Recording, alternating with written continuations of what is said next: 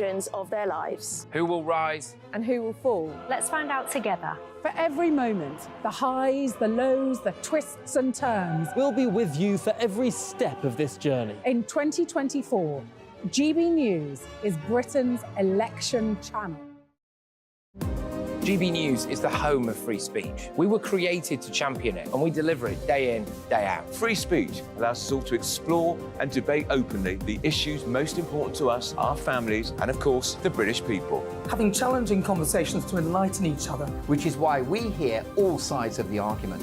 We are the People's Channel. We will always stand by the freedom to express yourself. On TV, radio and online. This is GB News, Britain's news channel.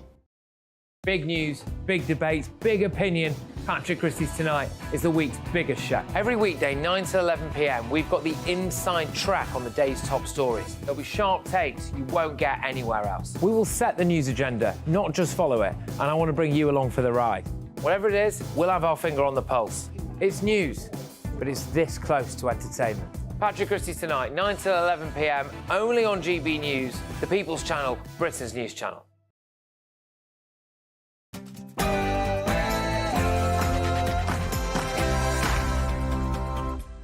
It's 9 p.m, I'm Patrick Christys Tonight. But for me, the party's over, and I've just quit. Keir Starmer has lost his base support and... I'm asking you, where are you going to house people? Because you're not going to be able to clear the backlog in a day or 2 days or 3 days, are you? Labour don't have a clue on illegal immigration. Also, remember this.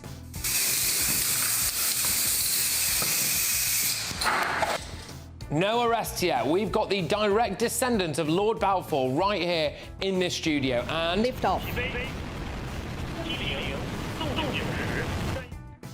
Find out how much foreign aid you have paid to China. They've done a moon landing and they've got the world's second largest economy. On my panel, it's Star Telegraph columnist Alison Pearson, Conservative Aman Bagar and ex-Labour advisor Matthew Larzer. Oh, and what would you do if you sat next to her on a plane? I'm plus size and on a plane. Of course I have to shimmy down the aisle sideways. Get ready, Britain. Here we go.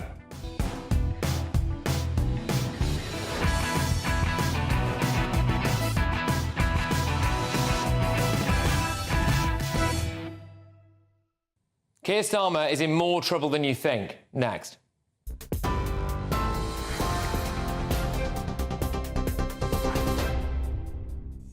Good evening. The top story from the GB Newsroom tonight. Thousands of women born in the 1950s may be eligible for compensation after a report found that the Department for Work and Pensions failed to adequately inform them that the state pension age was changing back in 2010.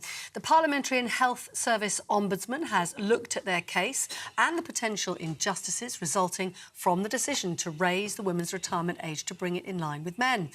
And the Women Against State Pension Inequality campaign, or WASPI as it's known, is suggesting there should now be £10,000 in compensation for each woman claiming they weren't properly warned about the changes.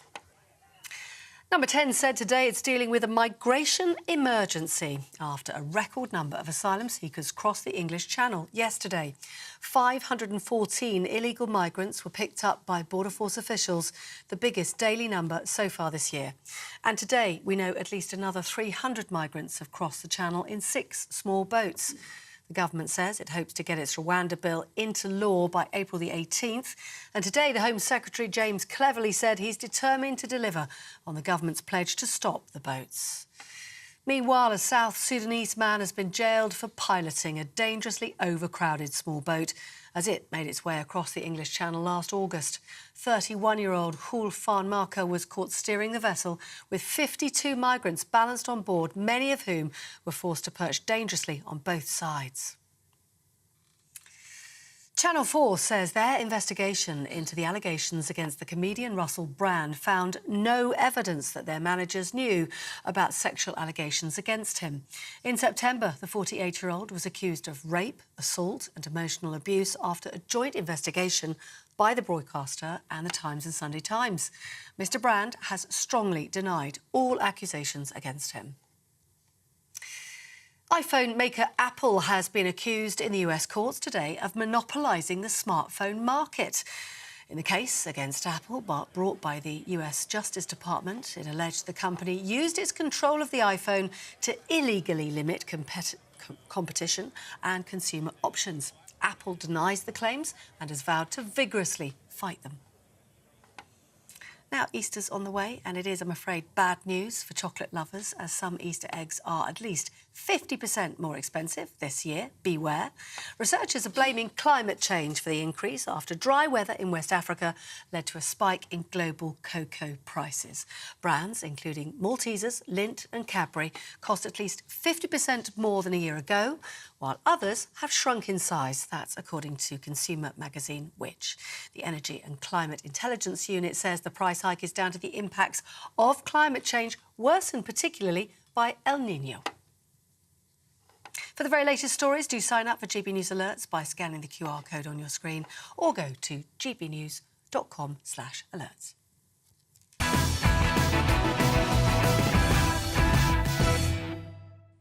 Today's news agenda exposed the left-wing bias in the media. The day began with this.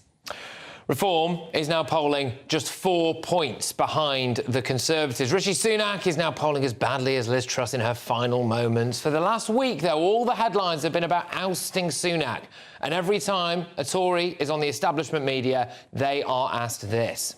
I ask again, why is the Conservative Party so riven? You would seem to have more groups than you have on a Now That's What I Call music album. Why would that be? Well, I don't actually see it like that. You know, when I'm Dame Andrea, there are 12 groups. There are 12 groups that I've Nick, found. I'm entitled to my opinion. Yes, indeed. You're trying to assert that everything's riven. I'm just trying to explain to you, as I walk around Parliament, as I attend 1922 committees, as I go into the members' tea room, into the lobby, I do not see a party that's massively divided. But vast swathes of the establishment media does not go after Labour in the same way. Today, this happened. I've always been a Labour guy. My family's been Labour for generations. I joined the party at the age of 15 and I voted for them under every single leader in the 21 years of my adult life. But for me, the party's over and I've just quit. Owen Jones, viewed by many as the poster boy for the Labour Party's core base support, cut up his membership card. Why? And then there's the Keir Starmer, who made a series of promises when he stood to be leader of the Labour Party, or pledges, as he called them, and not only broke them, but in some cases claimed he'd never made them. Is it a pledge that these industries will be in your manifesto for nationalisation? Yes, it is. I didn't make a commitment to nationalisation. I never made a commitment to nationalisation. Some of those lies were just petty. I want to pay tribute to Jeremy Corbyn. He's a colleague, he's a friend. Was he a friend? No. The fact is, you just cannot trust a single word that man says. And you can't, can you? He either U-turns on everything, or you could say he just lies to you. And there isn't a plan. On illegal immigration, they haven't got an answer. Where would you house people who come on small boats if Labour win the next election? Labour's policy is to not use the hotels by clearing the backlog. This backlog is costing... So you would use barges and military sites, which cost more than hotels? The Labour Party has said no, we would not use that. And for the same reason, the costs are ludicrous. The National Audit Office has said the costs are ludicrous. But you're not... I'm asking you, where are you going to house people? Because you're not going to be able to clear the backlog in a day or 2 days or 3 days, are you? What about the £28 billion green spending, their entire environmental agenda? You've got your Green Prosperity Pledge. How about we try and nail this down? What is the current status of the 28 billion Green Prosperity Pledge? What's happening to that? We are not. As you know, we're not spending 28 billion. But that was your own figure. The junior doctors have just voted to go on strike again. Will that stop under Labour? Took my hand and she said, "You won't let your dad go private, will you?" And it was so important to her, however ill she was, as a matter of absolute principle, she felt that you shouldn't make money from mental health. One of the issues that we've looked at is whether or not we're using the private sector effectively. A number of people do go as NHS patients to the private sector. Our research shows that that's been underused and we could do more of it. No, it won't get better, will it? Neither will rail strikes. Now, the opinion polls show that Labour is on about 46%. Take that with a pinch of salt for reasons that I will outline shortly. But even with that lead, Sir Keir Starmer is not in control of his own party. The deputy leader, who he allegedly doesn't get on with at all, wants to bring Diane Abbott back, even though she reportedly refused to go on an anti-Semitism awareness training course. He does not. On Israel, Gaza, he's got at least 100 MPs who are ready to rebel. His party has lost the Muslim vote. Murderers, that's what you are. Listen to me. Listen. Free Palestine, free Palestine. The Labour leader is not in control of his deputy leader or his backbenchers. He's lost a lot of the traditional working class because Rachel Reeves says things like this. What would you have done differently? So what we need is a plan for growth. We need to get people back to work. There are 700,000 more people due to be on sickness benefits.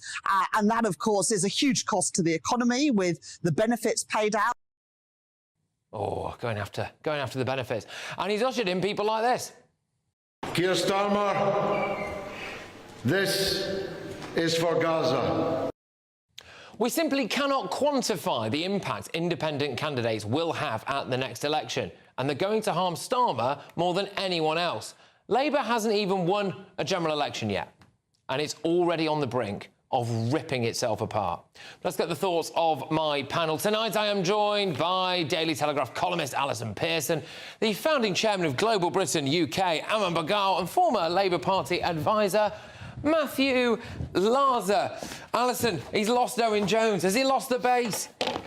I suspect Keir Starmer would be quite pleased to lose Owen Jones, to be honest with you. Look, Patrick, what we've got is it's now the conventional wisdom. These parties, they think they win in the centre, so they try to steer this rather bland, centrist course, don't offend anyone. But what that's leading to, people like Owen Jones, who's on the left, Corbynist wing of the party, he's furious. They're not going to tax the rich. They're not going to renationalise different industries. Meanwhile, the Conservative Party, masses of my lot of the Telegraph, they're furious that Rishi is not Conservative enough, so they're trotting off to reform, which, as you say, is now astonishingly 4 points behind the Conservatives, without Nigel Farage even being at the helm. So that's going to get really, really interesting. So what we've got is a lot of very, very disillusioned people. I've said for quite a while, I think, unless something drastically changes, going to be a very low turnout general election, because you've got a lot of people who think these parties stand for nothing. Yeah, and on that, I mean, I think a lot of people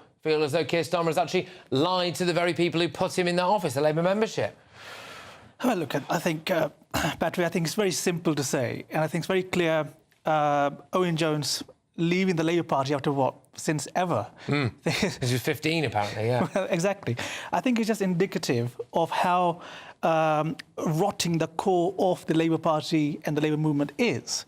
If you look at what happened in Rochdale, if you look at what happened when I think Sir Keir Starmer was seen to be strong-arming the Speaker, yes, to make sure that got away with that. But that was him trying to do party management. And I think it's about, it's literally tearing itself apart at the seams.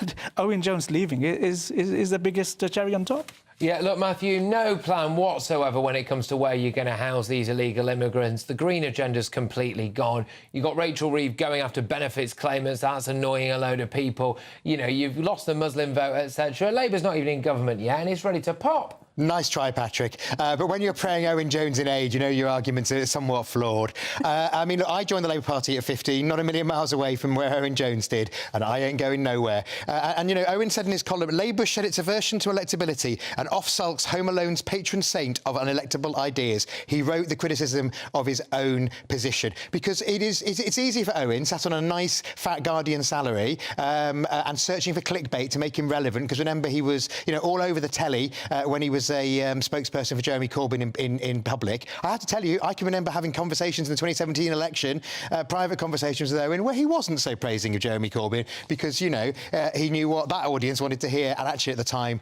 what we thought. We don't have the luxury. The people of this country don't have the luxury. I think Owen Jones lied about. I think Owen is close he was. I think he was close to Jeremy Corbyn, but he was understanding that Jeremy Corbyn had a limited appeal in private because, well, you know, most of the British people don't have the a luxury that Owen Jones has. Right. What we need is a Labour government that will transform Britain. He ends his column by saying what will happen next. I'll tell you what will happen next. A decent Labour government delivering on what the British people want. It'll be interesting to see whether or not Owen Jones obviously refutes any of that stuff. Alison, I've just tried to spell out there a few different ways in which the Labour Party could quite easily implode. If they do win in the general election, as is looking likely, how long do you actually think they'll last? Well, I think I've written today in my Telegraph column that I think Rishi Sunak should go and be replaced by a better leader like Kemi Badenoch or Suella Braverman. And the reason I think that is because Rishi is hemorrhaging votes for the Conservatives. And what's happening, Patrick, is really interesting. We're seeing all these by-elections. Amanda and I were talking about this earlier. Labour is not really increasing its vote. It's the Tory vote that's not coming out. And this is a huge problem. So they're going to get in. The danger is that they will win so many seats that a Tory fight back will be really problematic, and that will give Starmer a huge war chest and possibly 10 years in government, which I think would be disastrous. But I agree. Where I agree with you is I think you've got the sort of Muslim vote, you've got the George Galloway faction, you've got the Owen Jones, you've got the Corbynists, you've got Momentum. They're going to all the eco lot. They're going to the net zero lot. They're going to. Who Owen's backing, by the way. Who Owen isn't. He's not going to join the Tories. He's going to vote Green. Well, that's all right. I mean, don't worry about that. Ed Miliband back. Your mate's going to vote Green. Right, but the 28 billion absolute pie in the sky.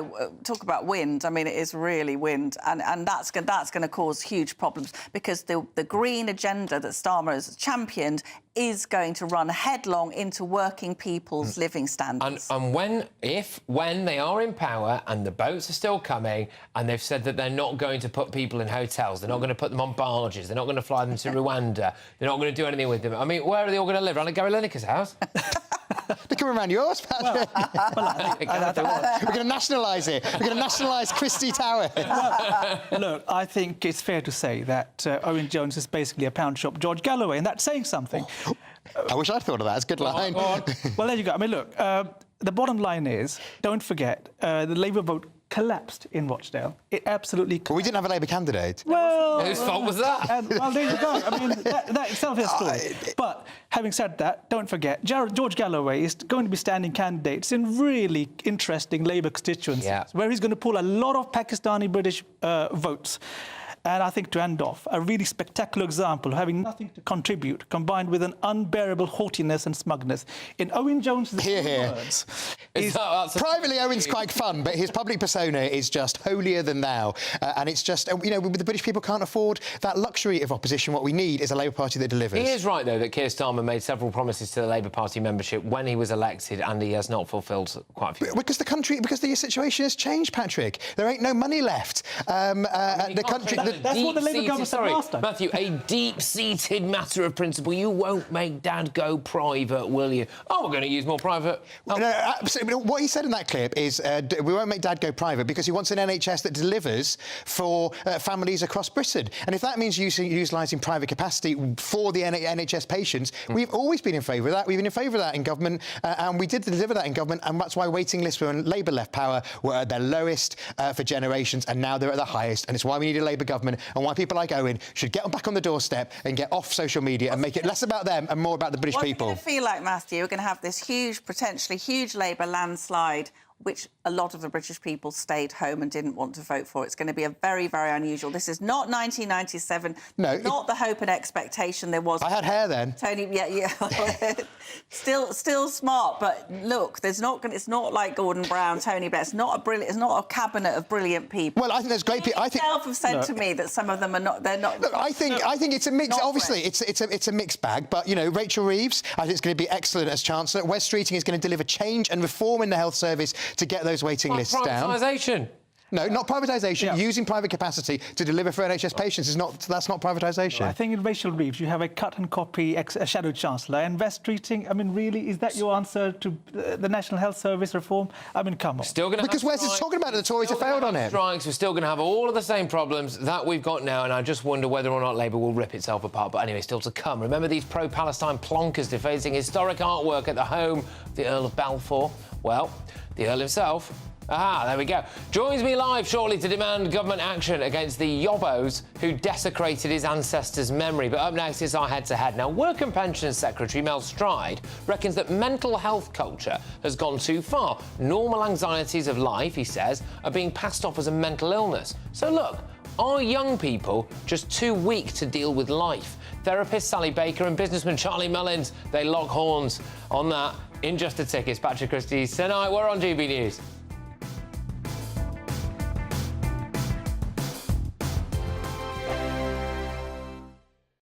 This is GB News, Britain's news channel. Now, I'm sure you have seen this video that went viral this week, and if you haven't, well, I think you're going to enjoy it. This is a firefighter leaning on a fence whilst watching a trapped driving instructor's car sink in 4 feet of floodwater. Looks very comfortable there, doesn't he? Just leaning against the fence. Just chilling, just relaxing. Yeah, there were two. There were, in fact, 2 Essex fire and rescue crews, an ambulance and a police car parked near the sinking vehicle. But they wouldn't enter the water because they had to wait for specialist crews who were trained for the water depth. Well, 2 people who weren't going to sit back and watch were these 2, Jack and Danielle Price, who took it upon themselves to rescue the submerged driver. And Danielle joins us now. Very good morning to you, Danielle, and you are a hero, an absolute hero. What happened in this video? Make sense of it for us. So we were filming in the area for our YouTube channel, and we've seen the fire brigade come through. I was actually out at 5 o'clock in the morning with my husband, Jamie. We know it always happens there, as you can see, and it was clear. We've seen the fire brigade come through, we've followed them, and they're just standing around as if nothing's happened.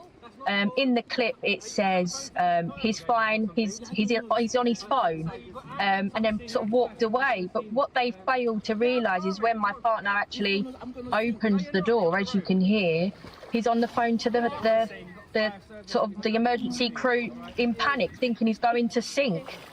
So we could not just sit there and watch. He's absolutely terrified. Yeah, poor bloke. Well done, you. Do you reckon this is health and safety gone mad? It is, because although I do sympathise with them, they are so red-taped, but surely sort of common sense has to kick in as open the door. Join me, Camilla Tominey, every Sunday at 9:30 when I'll be interviewing the key players in British politics and taking them to task. This report basically says that he's not fit to stand trial. With an upcoming election looming over Westminster, now is the time for clear, honest answers. I agree. And that's precisely what I'll get. Is he indecisive? Incompetent? That's the Camilla Tominey Show at 9:30 every Sunday on GB News, the People's Channel, Britain's election channel. I'm Michelle Dewberry, and I'm not here to tell you what to think. I'd much rather hear what you have to say. So send in your opinions to gbviews@gbnews.com. Keep them clean, and you never know, I might read them out. With my panel here on Jubes & Co, we debate, we get stuck into the issues of the day on a show where all views are welcome, especially yours. GB News, the People's Channel, Britain's news channel. 2024, a battleground year. The year the nation decides. As the parties gear up their campaigns for the next general election. Who will be left standing when the British people make one of the biggest decisions of their lives? Who will rise? And who will fall? Let's find out together. For every moment, the highs, the lows, the twists and turns. We'll be with you for every step of this journey. In 2024, GB News is Britain's election channel.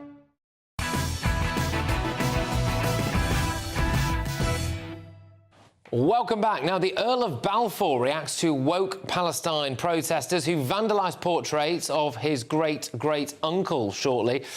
But time now for our head-to-head.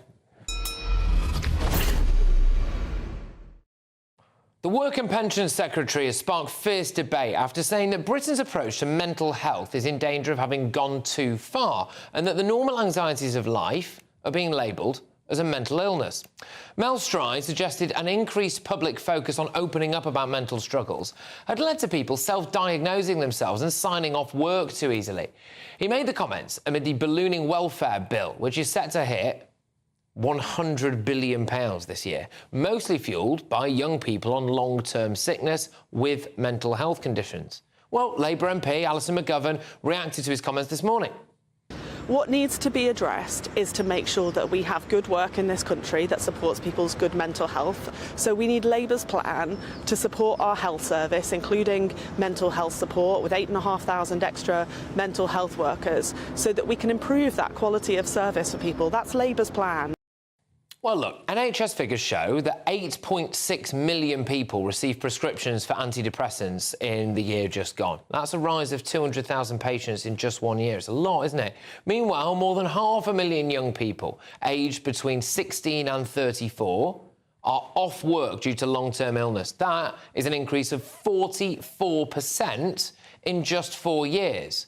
So what do you think? Everyone's got a view on this. Are young people too weak to deal with real life? Let me know your thoughts. Email me, gbviews@gbnews.com. Tweet me at gbnews. While you're there, go and vote in our poll. The results to follow shortly. But doing battle on this now is TV therapist Sally Baker and founder of Pimlico Plumbers. It's Charlie Mullins. Both of you, thank you very much. Great to have you both on the show. Charlie, I'll start with you. Are young people too weak to deal with real life, do you think? Yeah, well, so obviously there is an issue here because the Minister has noticed the issue and he wants to get 150 back into the workplace. And I think we're at a stage where, you know, somebody goes to the doctor and convinces the doctor that they have a mental health issue, where years ago that you wouldn't dare sort of even think of that. The doctor would tell you what the problem is. And I just think they see it as a weakness now instead of the bad back problem, if I'm being honest. And, you know, it's just easy. I mean, a lot of them are getting signed off long-term sickness now. So they're blaming the COVID. They're blaming, you know, not coming out of their house. And that. I'm not saying there's not issues there, but it's so easy to walk into the doctors and tell them you have a mental health problem. Sally, is that true, TV therapist Sally Baker? I mean, it does seem as though there's an astonishing number of young people who are off with a mental health problem. You know, we didn't have that in the Blitz generation, did we? Go on. Well, we might have had it in the Blitz generation, but certainly no one spoke about it. And the whole idea that just because we have more discussion about mental health means that everyone's in a better position is wrong, because there's no services. So, you know, one's mental health is dependent on environment, circumstances, and a broader picture. So if this generation is struggling with their mental health, here we are. It's more fallout from COVID. It's more fallout from the social contract of people believing if they work hard, they'll get on, has been broken.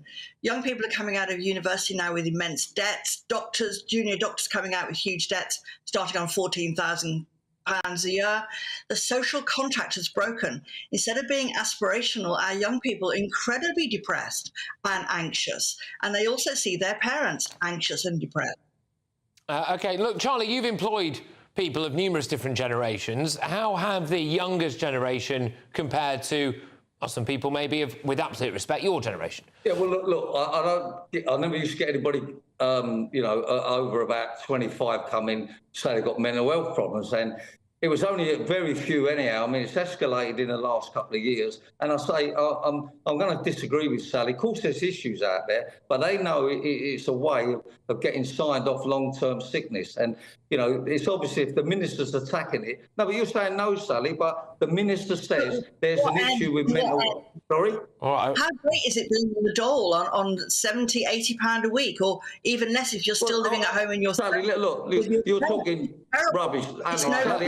Let Charlie finish and then I'll come back to you, Sally. All right. 70, 80 quid a week, you're talking nonsense there, because you've got other benefits that people are getting. You've got their parents are giving them money. So just to, no, look, it's not about the money. It's about they do not want to go and work, many of them. And we have to face the fact that we now have a generation of lazy people. And a lot of that is due to the COVID, stroke, seeing their parents at home all day. I mean, why does anybody never say we do have a lot of lazy people out there? And that's what we've got. All right, Sally, I mean, is there not some truth to that? A lot of younger people are just throwing their hands up. They don't want to deal with some of the issues being confronted by them. And they've just thought, yeah, I will take the easy option out. I'll set my backside. Generation after generation, all the way through time immemorial, young people have started their lives through the avenue of work. And it's given them possibilities. Now young people realise they can never get their own house. They can never, not even rent a room in a shared house. But you can, though, Sally. Yeah, but years ago, Sally, you couldn't buy your own house. Sorry. So why would you say about houses? You couldn't buy your own house years ago, so that's nonsense. It's just everyday life is out there. People did manage it. It's impossible now. It's impossible now. Yeah, for but young what has people. that got to do with going to work then? The social contract whereby if you go to work and you work really hard, you will achieve things. You'll achieve independence and you'll make your own way. Isn't happening anymore. But what about personal... Sally, I'll stick with you. Just one sec, Charlie. One sec, Charlie. I just want to ask that. What about personal pride, though? Because it might be out of reach for a lot. It might be out of reach for a lot of people to get a house. I'm not disputing that in a lot of places, and I get that we've built a society around the idea that home ownership is a good thing, right? I'm not disputing that. But sitting on your backside every day and giving up is not going to do anything for your mental health, is it, Sally? No, it's not, and that's what the majority of people don't do. People do try. They do, but the odds are stacked against them. Coming out of university now with huge amounts of debt. Most of them was during COVID when they were at uni, didn't even have tutorials or lectures. You know, the whole deal is broken down and we need to put services back in. It's not about discussing mental health. It's not about, it's about supporting Sally, when they went to university, they knew what it was going to cost them, and you say they're in debt, but most of them don't pay it back anyhow. So, you know, they're in debt, but they're not going to pay it back. Interest rates have gone up on debts. They start paying it back as soon as they earn over 25,000. You know, you can't live in major cities because they don't want to pay it back. I mean, Sally, how many people do you employ? That's not a life for anybody. That's not a life. Young people are aspirational and they want to make their mark in the world, and the odds are stacked against them. Can I ask? Yeah, all right. Could I ask? Are young people aspirational, want to make their way in the world? 500,000 young people aged between 16 and 34 say that they're off work due to long-term illness. That's 44% up in just 4 years, Sally. Society has failed them, Patrick. Society has failed them. This is the first generation who never as their parents, who won't secure financial wealth more than their parents. This is a generation that's been failed, and it's showing up. It's showing up in their mental health. Go on, Charlie. I don't disagree with you. There's been problems for years. People have gone through wars. People have gone through recessions. People have gone through having labour in the 70s where there was so much unemployment. Look, if they want to work, they need to get out and go to work. Obviously, there's people that... Hold on, Sally, hold on. Just take a breath. There's obviously people that genuinely got mental health issues, disabilities, and caring for people, and we should be giving them more. But the problem we have, we've got lots of youngsters that are milking the system, and not, instead of putting in the pot, they're taking out. Why do you think the minister has brought it up? Do you think he's got it wrong? All right. Look, I'm just going to give the final word to Sally on this. I'm going to say, look, I've done a lot, genuinely. It might not seem like it necessarily given the tone of this discussion this evening, but I've done a lot. The GBNews viewers and listeners raised a heck of a lot of money for Mind, the mental health charity. So I am aware that it exists, obviously, the mental health crisis, especially a lot of young men, especially are taking their own lives, unfortunately, through things like that. But do you think it's too easy now, Sally, for people to play the mental health card at times? No, I don't believe it's too easy to play the mental health card. And also, they will wait on average 2 to 2.5 years to see a mental health professional. I mean, they might get triage, but then they're on a really long list. And when they get to see someone, they'll have 6 to 8 sessions of CBT, and then they're thrown back off to the bottom of the list again. They need, real return to work focused support, and it can be done. This is a failure of society not to encompass and embrace our young and give them the best chances that they need. All right, both of you, thank you very much. It was a proper head-to-head, so good stuff. Thank you. Right, OK, so let's see what the comments are saying. Who do you agree with? Are young people too weak to deal with life? Christian says, very few people enjoy going to work, but some of us have pride. And do jobs we hate so we can pay our bills. Long COVID and mental health are being used by the terminally lazy. Paul on X says, no, most of them are fine, working hard in part-time jobs or minimum wage jobs that barely cover the bills. Peter says, time for a good old-fashioned kick up the backside. Well, there we go. Your verdict is in. 92% of you think that young people are too weak to deal with life. 8% of you disagree with that. Coming up, Reform UK enjoyed their highest polling ever, and they are now just 4 points behind the Tory party. Are they the leading voice for the right? No-nonsense former Tory Minister Anne Widdecombe is live on that shortly. Plus, this is an interesting one. Britain's plunging birth rate that will leave us all relying, get this, they say, we will be relying on mass immigration until the year 2100. But next, his home and historic portraits of his ancestors were wrecked by pro-Palestine yobs from Cambridge. But now the Earl of Balfour, whose grandfather wrote the Balfour Declaration, is demanding justice. He's live, he's next. It's Patrick Christys Tonight. We're on GB News.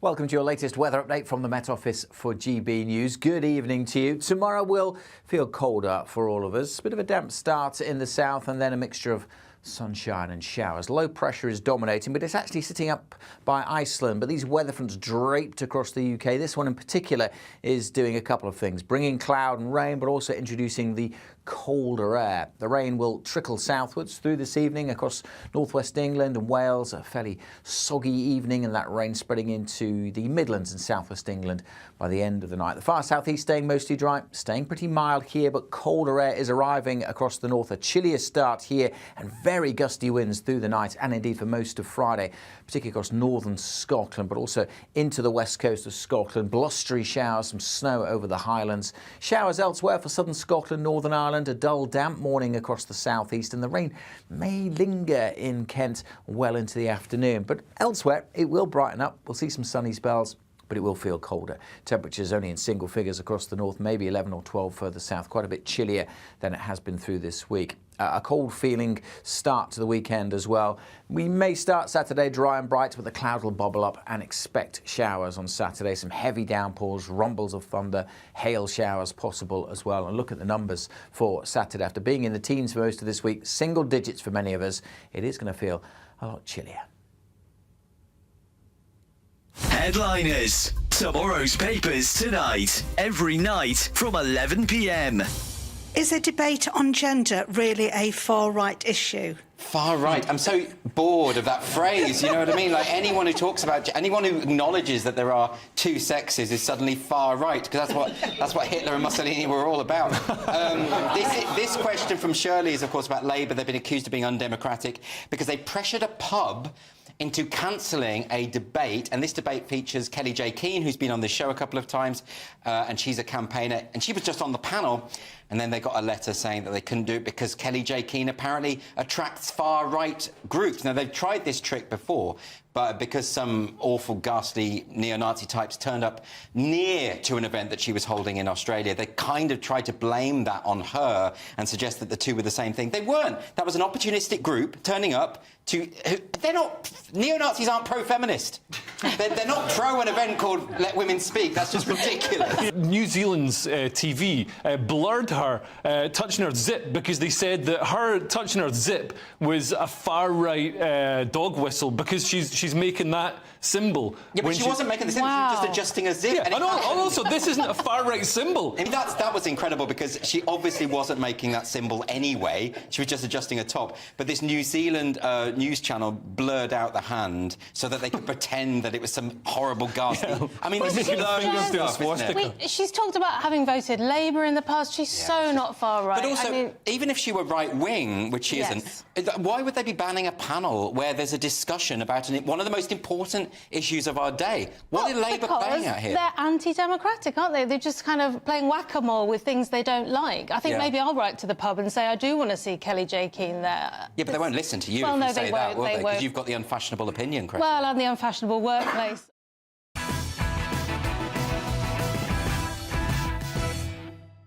Welcome back to Patrick Christys Tonight. We're on GB News. Now, coming up, our Reform UK, now the leading voice of the right. But first, the absolute state of this woke entitlement. Well, pro-Palestine protesters irreparably damaged a portrait of the former Prime Minister Lord Balfour. They spray-painted and slashed the painting. That hung in the University of Cambridge's Trinity College. The incident sparked widespread outrage, with former Immigration Minister Robert Jenrick slamming the perpetrators. He said this vandal should be in a cell, facing prison. When these acts go unpunished, more are emboldened. And instead of regret from Trinity College, how about condemning it? Our institutions need to stop kowtowing to those who hate our country. Well, that was, of course, the views of Robert Gemmery there.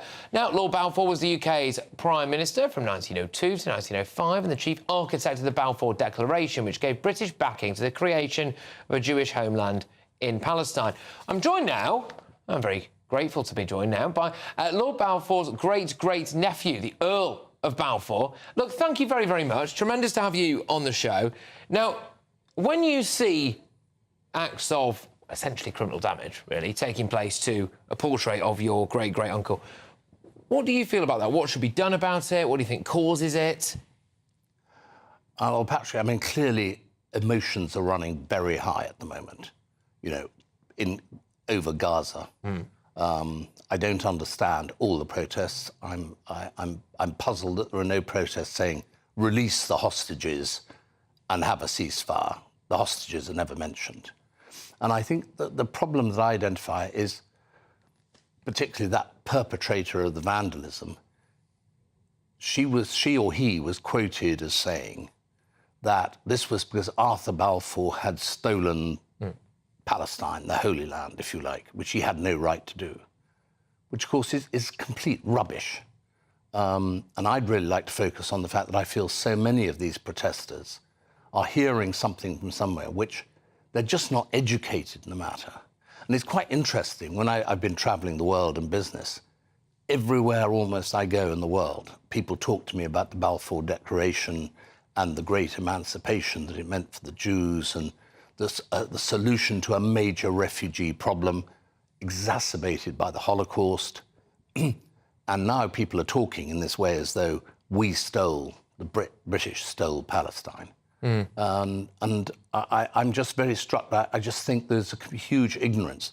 And in the UK, there's enormous ignorance about the Balfour Declaration and what was behind it.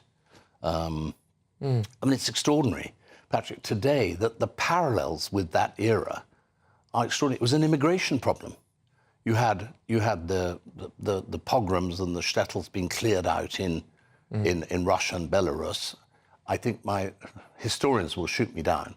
But I think I'm right in saying that in 1890 there were estimated to be 60,000 Jews in Britain. By 1905 there were 160,000. And remember, these people who came over looking very strange, speaking only Yiddish, arriving on our shores. And by the time of the Great War, it was 300,000. So you had this thing, and then there was the whole idea, send them to Uganda. For Uganda, read Rwanda. You know? So that all met with opposition and things. It is education. Sure. Education. Can I ask you, no arrests have been made for that individual there who took a Stanley knife to that portrait? I find that odd. Well, film, you know? Well, I sort of have done a bit of rootling around on this, and I gather that they were very clever and shot into the place and did this very quickly, as you can see. And even the accomplice who took the video pretended that they were just somebody else who was a bystander. And I think, you know, as usual, probably hooded, wearing hoodies, and nobody has any idea who they were. And because they can post the video on social media anonymously, you know, this again gives everybody cover. But I think that, you know, I hope that what they've done has backfired, because, you know, whatever you feel about things, there is no excuse to go around vandalising, you know, wonderful pictures and things. Yeah, and the university itself didn't exactly come out all guns blazing condemning this action, did they?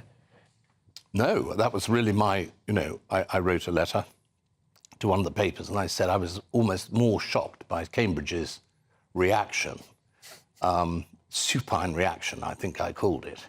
You know, say, and it was we have help available for anybody who's been distressed by this in the college. I mean, hello, what are they saying?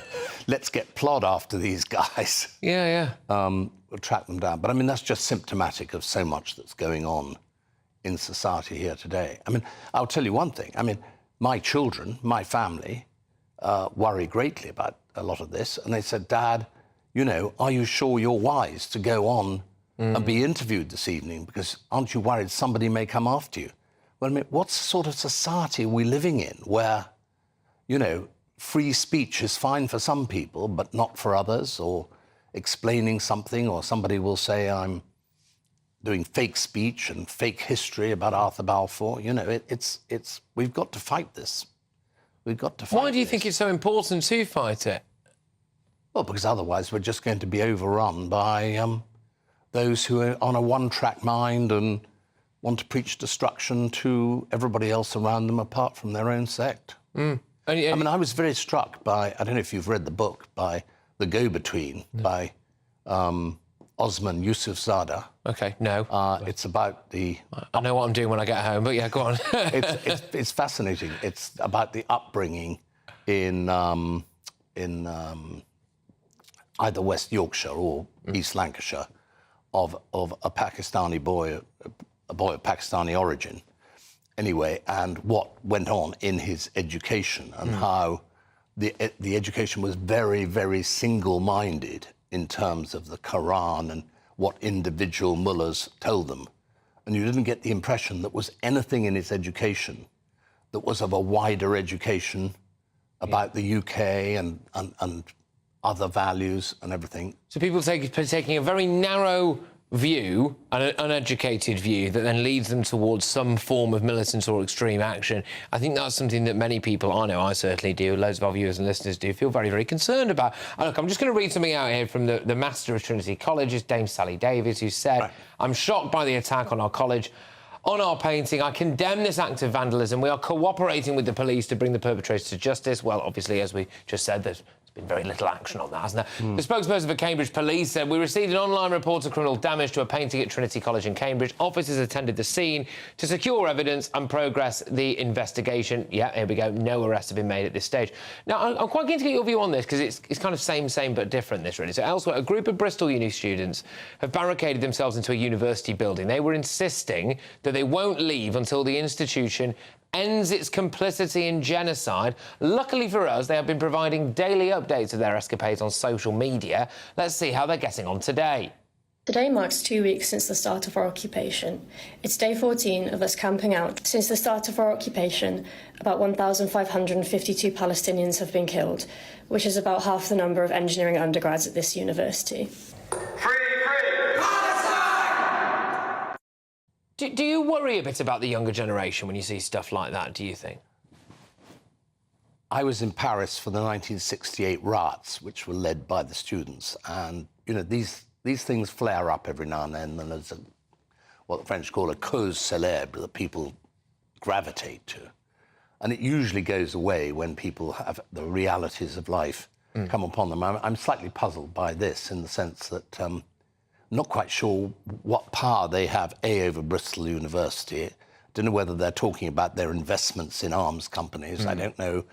You know, it's. I think it's very much that age when you do have you know, very strong beliefs, or as part of a group think. And you don't not be part of it. Can I ask you a question? We're going to be very quick with this, I'm afraid. What would your great-great-uncle make of what he's seeing now today, do you think, on the streets, and people slashing the painting and all of that? Well, I think he'd be absolutely amazed. I mean, I think that the reason I continue to be involved in this and get interviewed is that, you know, he was a great one, along with Lloyd George, about the three Abrahamic faiths, Christianity, Mohammedanism and Judaism, coexisting in the Holy Land, which has been the Holy Land for all three of them for thousands of years. And he would be aghast. And remember the central tenet of the Balfour Declaration, you know, it being understood that there will be nothing prejudicial towards the rights of religious blah, blah, blah, of whatever. And I think he'd be aghast. But equally, he would, the Holocaust would have completely shocked him, and he would never have guessed that a declaration over 700,000 people was now 12 million. OK, thank you very, very much for your time this evening. Much appreciated. Thank you very much for coming into the studio as well. Fantastic. So, Earl Balfour, thank you, thank you, thank you. Right, coming up in my 10 p.m. monologue, look, forget Gary Lineker flouting BBC rules. We found his protégé. BBC presenter Nihal Arthanayaka's bias is exposed in its full glory. You know what the bad news is for you, personally, coming from where you come from. It just happens to be Rishi Sunak. But next, we need to start having more babies. Apparently, Britain's plunging birth rate means we'll be relying on immigration until 2100. And Reform UK enjoy their highest ever polling. We've got Anne Widdecombe on. She'll be live in just a tick. Stay tuned. Free Speech Nation. Sunday nights from 7 p.m. Our first question comes from Elliot. Elliot, hello. Is Canada now an authoritarian state? Elliot, I think it's been an authoritarian state for a while. I mean, under Trudeau, this is a new thing now, and this is coming from the Justice Minister, who has Arif Virani, and he has defended this new power for their online harms bill. That sounds familiar. We've got something quite similar. And they're saying they can now impose house arrest on someone who they think might commit a hate crime in the future, right? That's scary stuff, isn't it? There's obviously a very dark side to this, because you can't, in my opinion, you shouldn't be able to imprison somebody before they've done anything. Right. Well, it is Canada, and I know you in this country kind of respect Canada as a country. America didn't even know it was a country until recently, and I think that's what they're trying to do. They're trying to show themselves to be different than America. I think America has a responsibility to invade. You know what? I do. You know, you're kidding, but it may come down to this, or this may just be yeah, maybe. Well, I just think it's ridiculous that the idea of arresting someone... I mean, our government's bad enough, and the Scottish government's out of control, the Irish government's out of control. They're all talking about... I mean, the Irish government's got a new hate crimes bill where they're talking about they can seize your phone if they suspect you might have some material that could potentially stir up hatred. I mean, for God's sake, what does that mean? Your phone's full of that kind of thing. Well, the government knows that. Yeah. But you're right. But it has to do with the bigger picture, which is Canada has sucked itself in on the big team world. Sorry, I'm going to say it. It's big team world. And what they're doing, this is not even a free speech issue. This is just about silencing dissent against the Canadian government. It has nothing to do with openness and talk, whatever. It's like saying, we don't want these people to spread their opinions. Dangerous opinions. That's what speech codes and hate speech laws always do. GB News is the home of free speech. We were created to champion it, and we deliver it day in, day out. Free speech allows us all to explore and debate openly the issues most important to us, our families, and of course, the British people. Having challenging conversations to enlighten each other. Which is why we hear all sides of the argument. We are the People's Channel. We will always stand by the freedom to express yourself. On TV, radio and online. This is GB News, Britain's news channel. I'm Christopher Hope. And I'm Gloria Di Piero, bringing you PMQ's live here on GB News. Whenever Parliament is in session on a Wednesday at midday, we'll bring you live coverage of Prime Minister's questions. We'll be asking our viewers and listeners to submit the questions that they would like to put to the Prime Minister, and we'll put that to our panel of top politicians in our Westminster studio. That's PMQ's live here on GB News, Britain's election channel.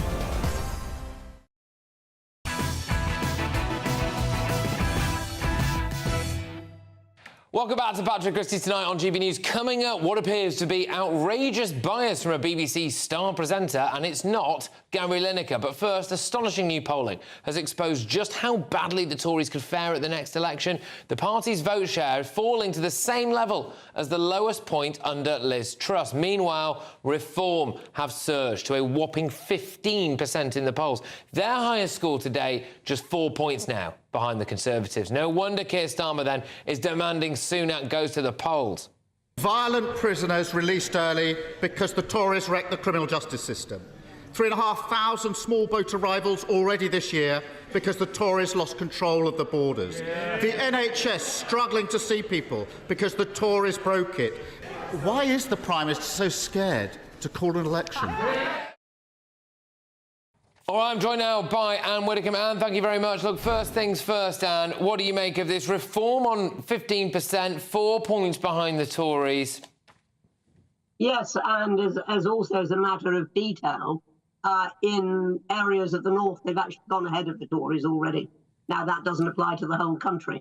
But I think that what that does show is that they're essentially, as they become better known, and as people learn about who they are and what they stand for, Reform is appealing to basic common sense, whether that is in the working men's clubs of the north or whether it is in You know, even these days in London, where, you know, you used to think, well, it was all Labour. Yeah, we're coming on. We're doing well. And all we've got to do is sustain it. That's all we've got to do is sustain this. At this time last year, we were just a few percent. Now we're 15% in this poll. We've been 14%, 13% in other polls. It is a genuine trend. And that is without Nigel officially coming back, leading the party in as well. I do wonder what kind of impact that might have if he does it. Oh, yeah, I mean, if Nigel comes back and leads reforms, or if he comes back and takes a major part in campaigning for reform, if he does that in a couple of months before the next general election, I mean, I think at that point we just storm ahead, because he is much loved in the Red Wall.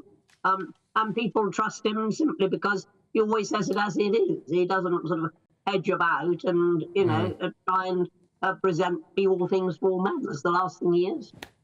Look, obviously, the great unknown of all of this is if this translates into actual votes. Time will tell, but there we go. Look, and now, very keen to get your views on this. A shocking new study has found that Britain's plummeting birth rate will leave us heavily relying on immigration to maintain public services until 2100. Senior Tory Miriam Kate says it's one of the great threats to Western nations. What do you think of it? Well, for a start, we've been told for a very long time now that there are too many people on Earth. You know, and we were told also, particularly in the 1970s, that we were going to enter this period where there wouldn't be enough employment because people would have much more leisure time. And, you know, all these predictions are made. So I would take with a pinch of salt 2100, because we don't know what's going to have happened by then. You think how fast the world has moved. That's that side of it. But if you actually look at what's been going on, I mean, since over the last 50 years, over the last 50 years, we've lost 11 million out of the workforce to abortion, people who would now be living and be in the workforce. People are choosing to have smaller families. That's undeniably having an impact.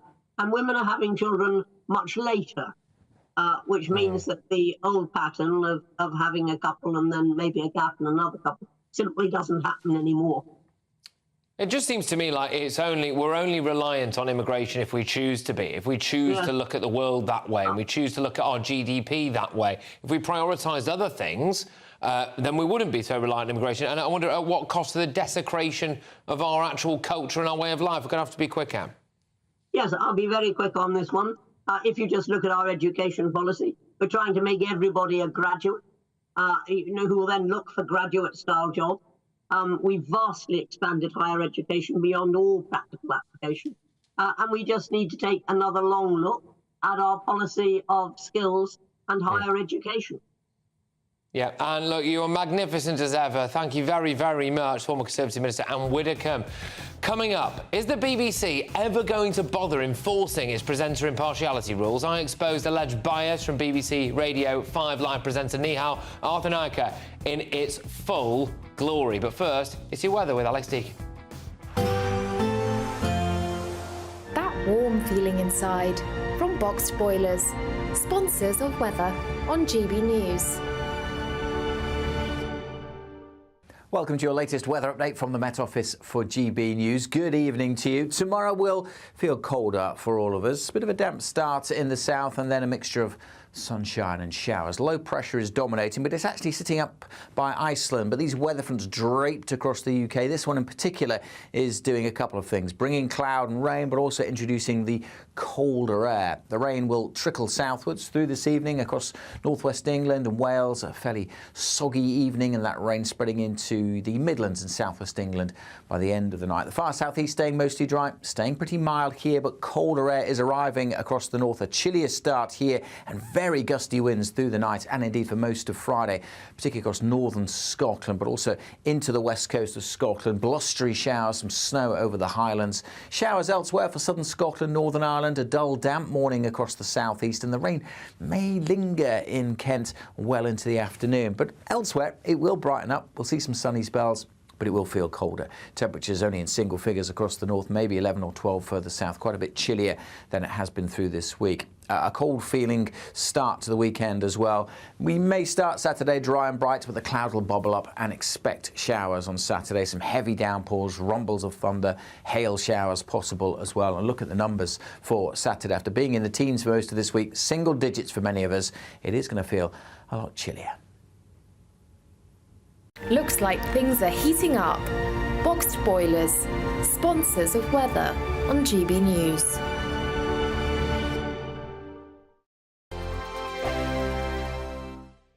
Time is ticking on your chance to win the Great British Giveaway.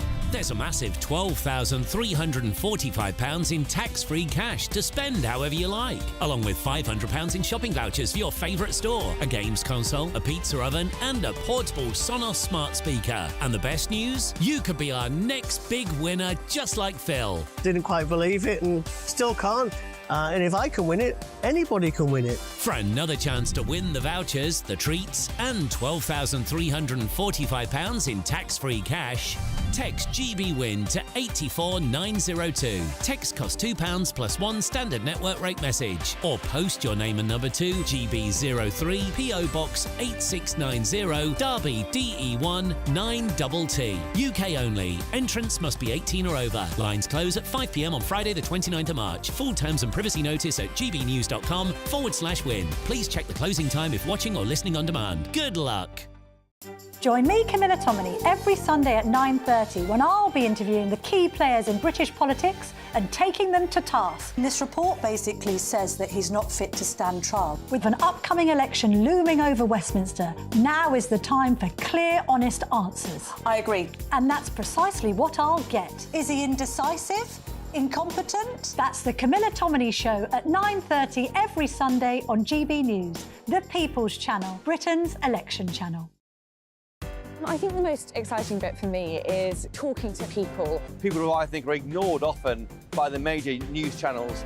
We're going to give news they want to hear. There's a voice there that needs to be heard. I think there's a chance here for a diversity of opinion to be expressed, which you don't find elsewhere. It's really exciting. We don't hold back. We're free to say how decisions that are taken here affect us all around the country. Only on GB News, the People's Channel, Britain's news channel.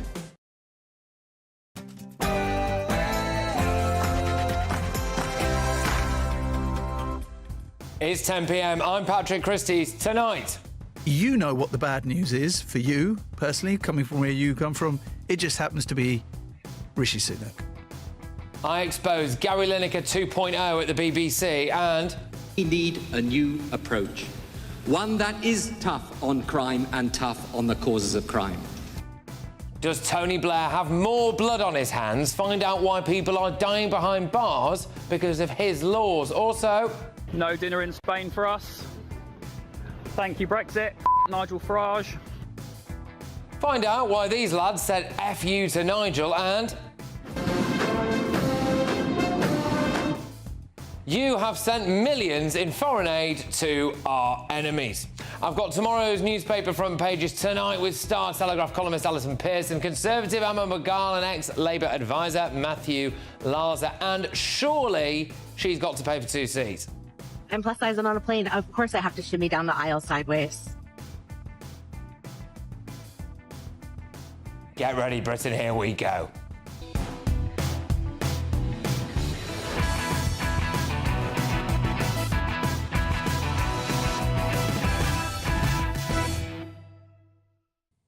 The BBC gets caught out. Next.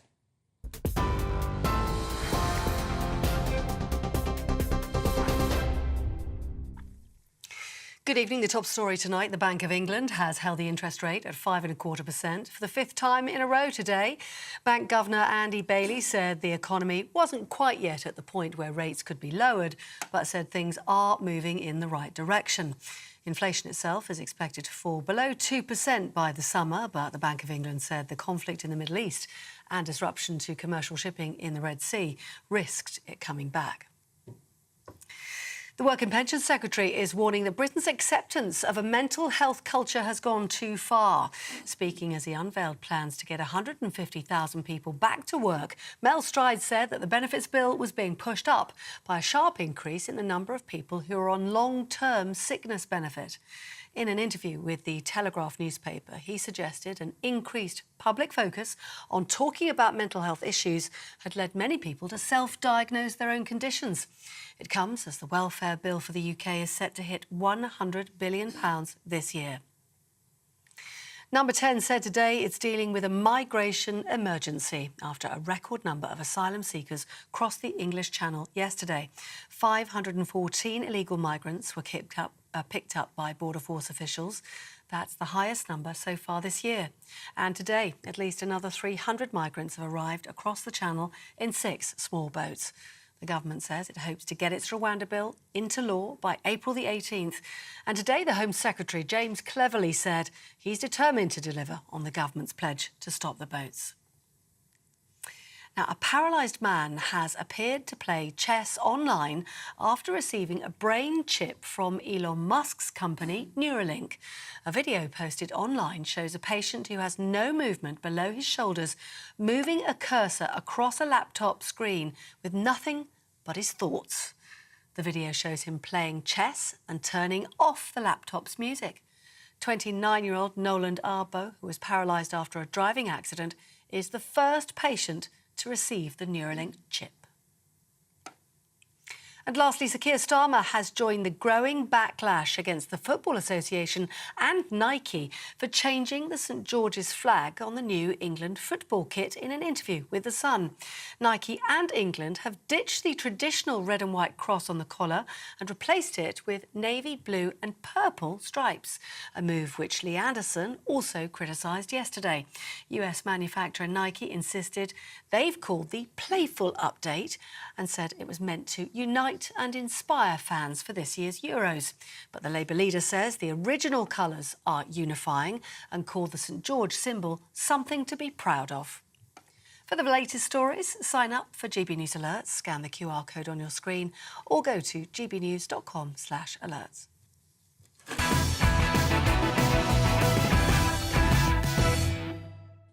Welcome along. The BBC is letting Gary Lineker 2.0 go unpunished. Nihal Arthanaika stands accused of breaching the BBC's impartiality guidelines and their social media code with relentlessly biased left-wing and offensive content. Now, you might remember Nihal. He's the guy who said that working in an overwhelmingly white workplace was bad for his mental health. That, I think, was racist. The BBC let him off. The BBC has clear social media guidelines about how staff should behave online. Treat others with respect even in the face of abuse. Do not use offensive or aggressive language and do conduct yourself with courtesy. Don't attack individuals, even when you disagree with their views. Don't criticise your colleagues in public. Respect the privacy of the workplace. Don't be drawn into ill-tempered exchanges. In fact, this was backed up by the BBC Director General yesterday, who said, to be kind and caring in this and listen to people and be nice. OK, so when he called the host of the Trigonometry podcast, Konstantin Kisin, a talentless grifter and goes after members of the public who disagree with his point of view, is he breaking those guidelines? The BBC guidelines for presenters were very clear. Our audiences should not be able to tell from BBC output the personal opinions of our journalists or news and current affairs presenters on matters of public policy, political or industrial controversy, or on controversial subjects in other areas. They may not express personal views on such matters publicly, including in any BBC-branded output or on personal blogs and social media. OK, well, Nihal appears to have taken a side in the Israel-Gaza conflict. Shock horror, that side does not appear to be Israel. He does seem too bothered about hiding his personal views on Brexit, taking back control, he sarcastically tweeted. He's quite clever with his wording, but we all know what that means, don't we? Can someone please send me a link to a fact-based narrative on how the UK has benefited from Brexit? A counter to this piece, I cannot find one. Look, it's pretty obvious what he's getting at there, isn't it? He appears to be going into bat for the Labour Party. Next, throwing shade over Tory Chancellor Jeremy Hunt and Liz Truss. He said, bit rich, the Chancellor, saying that the leader of the opposition support for Jeremy Corbyn when he was leader would have crashed the economy, considering what former PM Liz Truss did. He seems obsessed with Lee Anderson, to the point where he retweeted Gary Lineker poking fun at Lee, essentially saying that he'll lose his seat at the next election. Is that impartial? Maybe it is. There doesn't appear to be much of a focus on left-wing politicians, certainly not in his recent Twitter history. He just can't stop slamming GB News and our viewers and listeners, and he's even banging on about what must our annual GB News presenters' dinner look like. Well, ni hao. Much better than this, mate. OK, there he is, having dinner with James O'Brien and Emily Maitlis. Siri, show me hell on earth. I'm sure he'd say, well, the company you keep doesn't necessarily define your political views, and the apparent anti-Brexit, anti-Tory, questionably abusive stuff he puts on social media doesn't bleed over into his actual on-air output. Well, today he had the hard-left so-called comedian Nish Kumar on his show. Apparently he introduced him by saying that his kids call him uncle. Well, there we go. I'm assuming that they get on rather well then, though, don't they? The same Nish Kumar that made such offensive comments about Brexit that he was booed off stage at a charity gig. Now you want me to leave, but I'm not going to do it. Absolutely not. Absolutely not.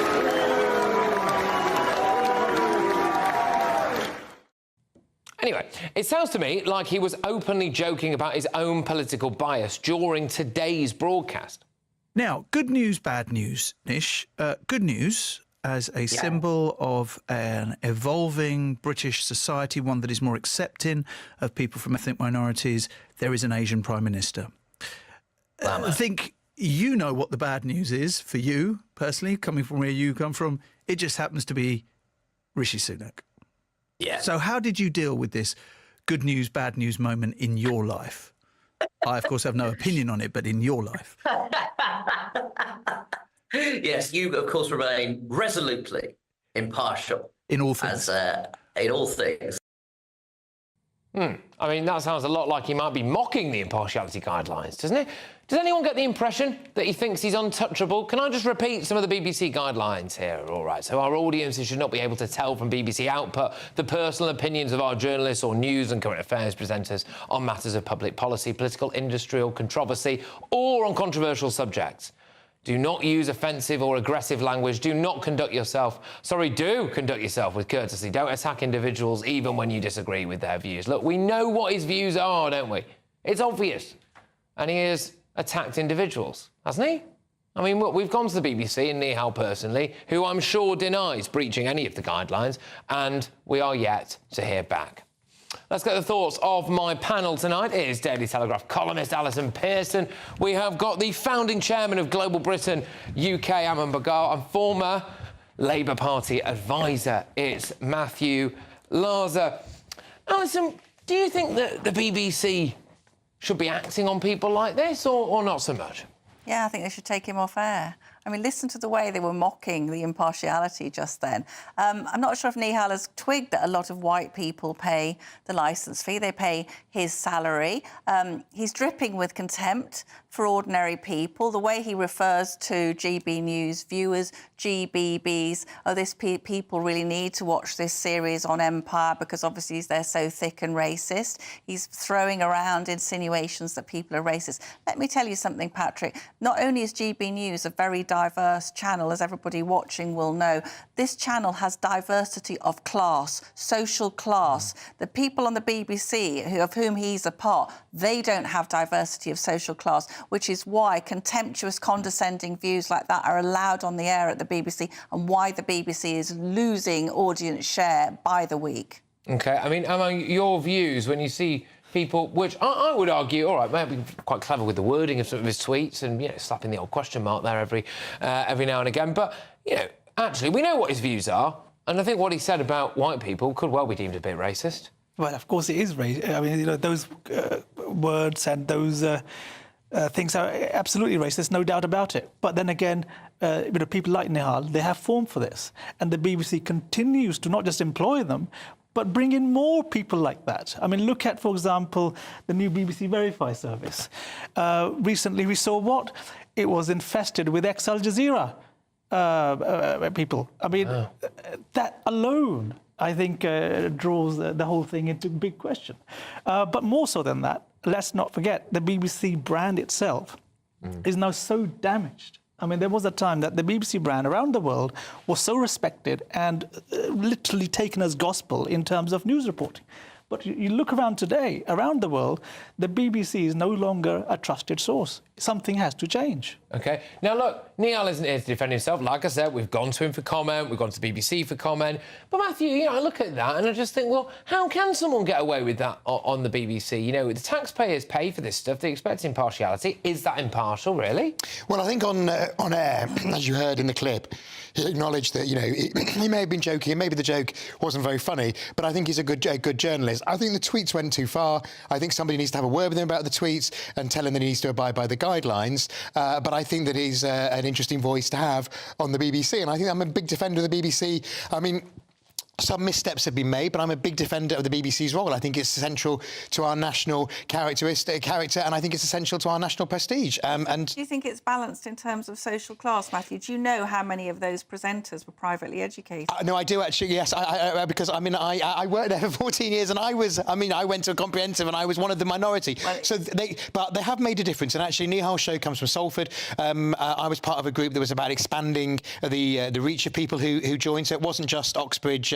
It wasn't just Oxbridge PPE graduates that entered the BBC. It was either if you went to the BBC or the Cabinet, it seemed to be where you ended up if you were an Oxbridge PPE graduate. Yes, the BBC. I mean, I remember being in BBC staff seminars where people would say about diversity, and then the staff would put their hands up and say, what about class and background? So, yeah, I agree with you. It always needs to think about diversity in the broadest sense. But if we lose the BBC, we lose a huge part of the British character. Look, I think it's fair to say, and a lot of viewers at home will agree, that a lot of BBC journalists are actually masquerading as journalists, are actually left-wing activists.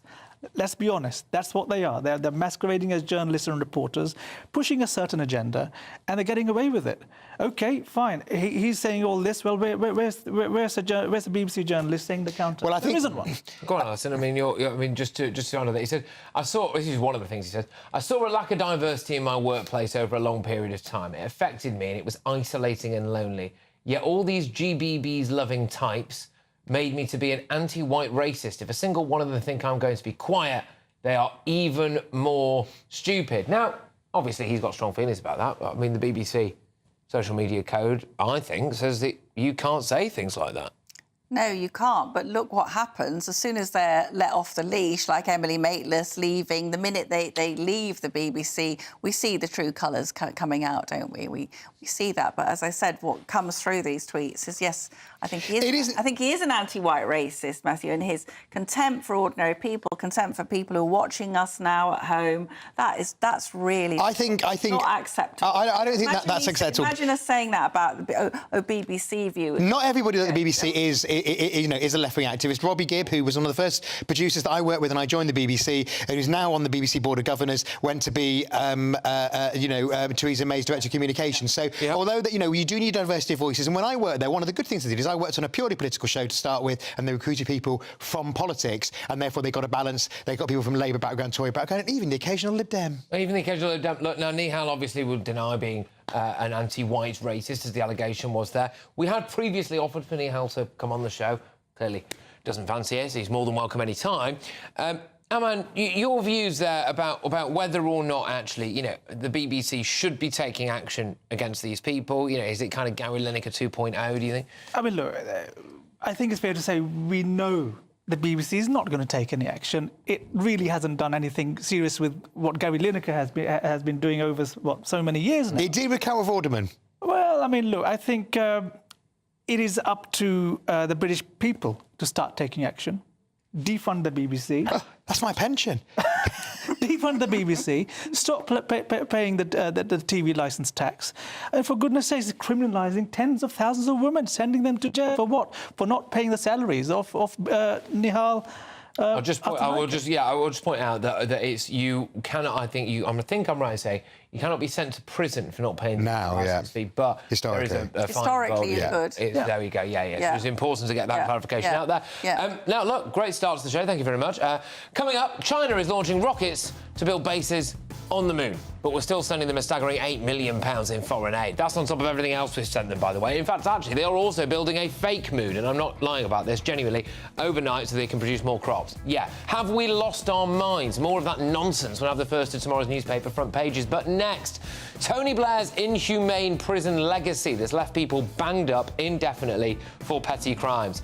Imprisonment for public protection sentences were meant for paedophiles and killers. But it was widely misused under his government. Baroness Claire Fox is now calling for 3,000 inmates to have their sentences reviewed in what she calls a scandal that stained our justice system. Does Tony Blair have more blood in his hands? It's Patrick Christys tonight. We're only on GB News.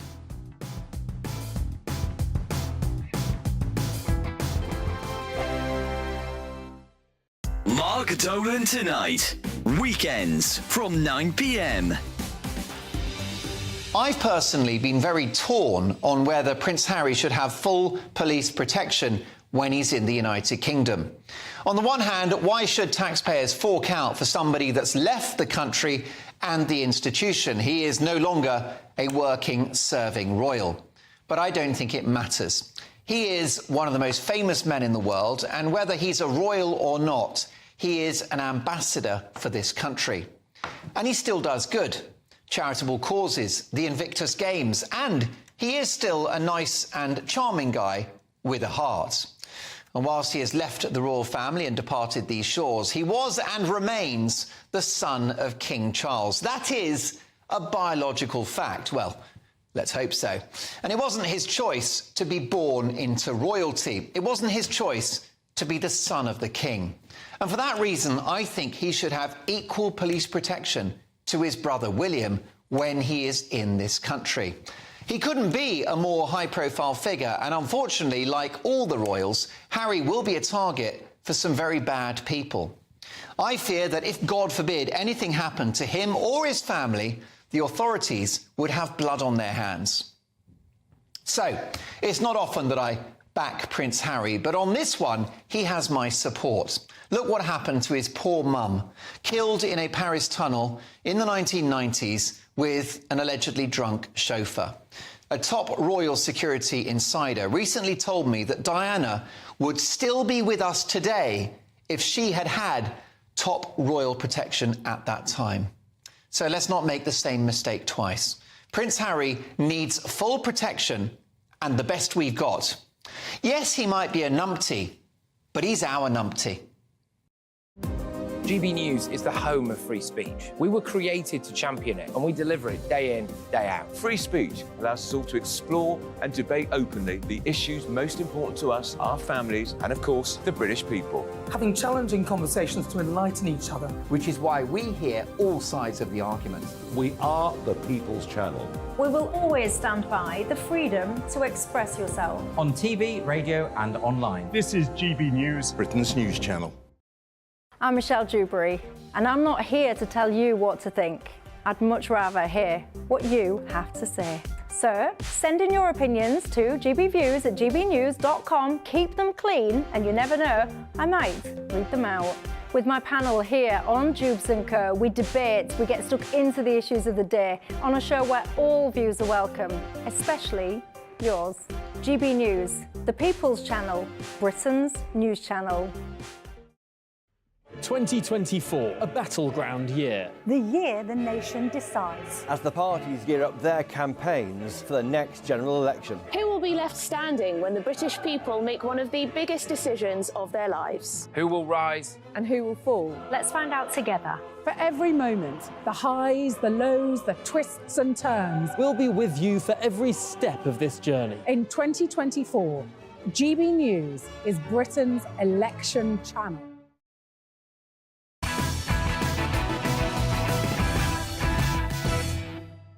Tomorrow's newspaper front page is coming up in my press pack, but first, some say Sir Tony Blair really is a bad smell that won't go away. Well, that certainly rings true for one piece of particularly damaging legislation brought in under his Labour government that has seen some 3,000 people languishing in prison, potentially forever, for crimes as little as nicking a mobile phone. Thomas White was 28 years old when he was banged up for swiping a phone in 2012. Now, it wasn't his first theft, But 12 years on, the now 40-year-old father of one from Bury in Greater Manchester is still behind bars with no prospect of release. He's only met his son, Caden, once when he was 9 months old. The lad is now 14. And it's all down to Blair's imprisonment for public protection laws, which came into force in 2005 in a bid to make Labour appear tough on crime. Indefinite sentences, from which release is very, very tricky, were meant for extremely dangerous rapists, killers and paedophiles. But they were used far more than widely intended, with the Tories rightly scrapping IPP completely in 2012 amid public outrage. But the only problem is that those previously convicted under the law are still suffering from it, not including 86 IPP prisoners who have since committed suicide in prison. The UN's leading torture expert has rightly condemned the situation as shameful. Now, though, Baroness Claire Fox is rallying the House of Lords to ask the government to re-sentence those still serving controversial sentences. Baroness Fox joins me live now alongside Anthony Hipkiss, who is an ex-IPP prisoner who served 16 years for threats to kill under an IPP sentence and was released in February. Both of you, thank you very much. Claire, I'll start with you, if that's all right. Why do you care so passionately about this? Why have you made it a big cause for you? Can you just explain in a bit more detail for us, please? Well, yes, of course. One thing to really stress is that as much as I would like this to be, an attack on Tony Blair and his legacy, one of the things that's most frustrating is that it's a much broader problem than something that happened in the past, because the sentences were abolished in 2012. And what I've been calling for, and when I first heard they'd been abolished, I thought, brilliant, it's going to give people a chance to get off this terrible sentencing regime, which is never fair, backfired. And I couldn't get over it when I discovered a few years later that there were still people languishing in prison. So my target here is not the Blair government.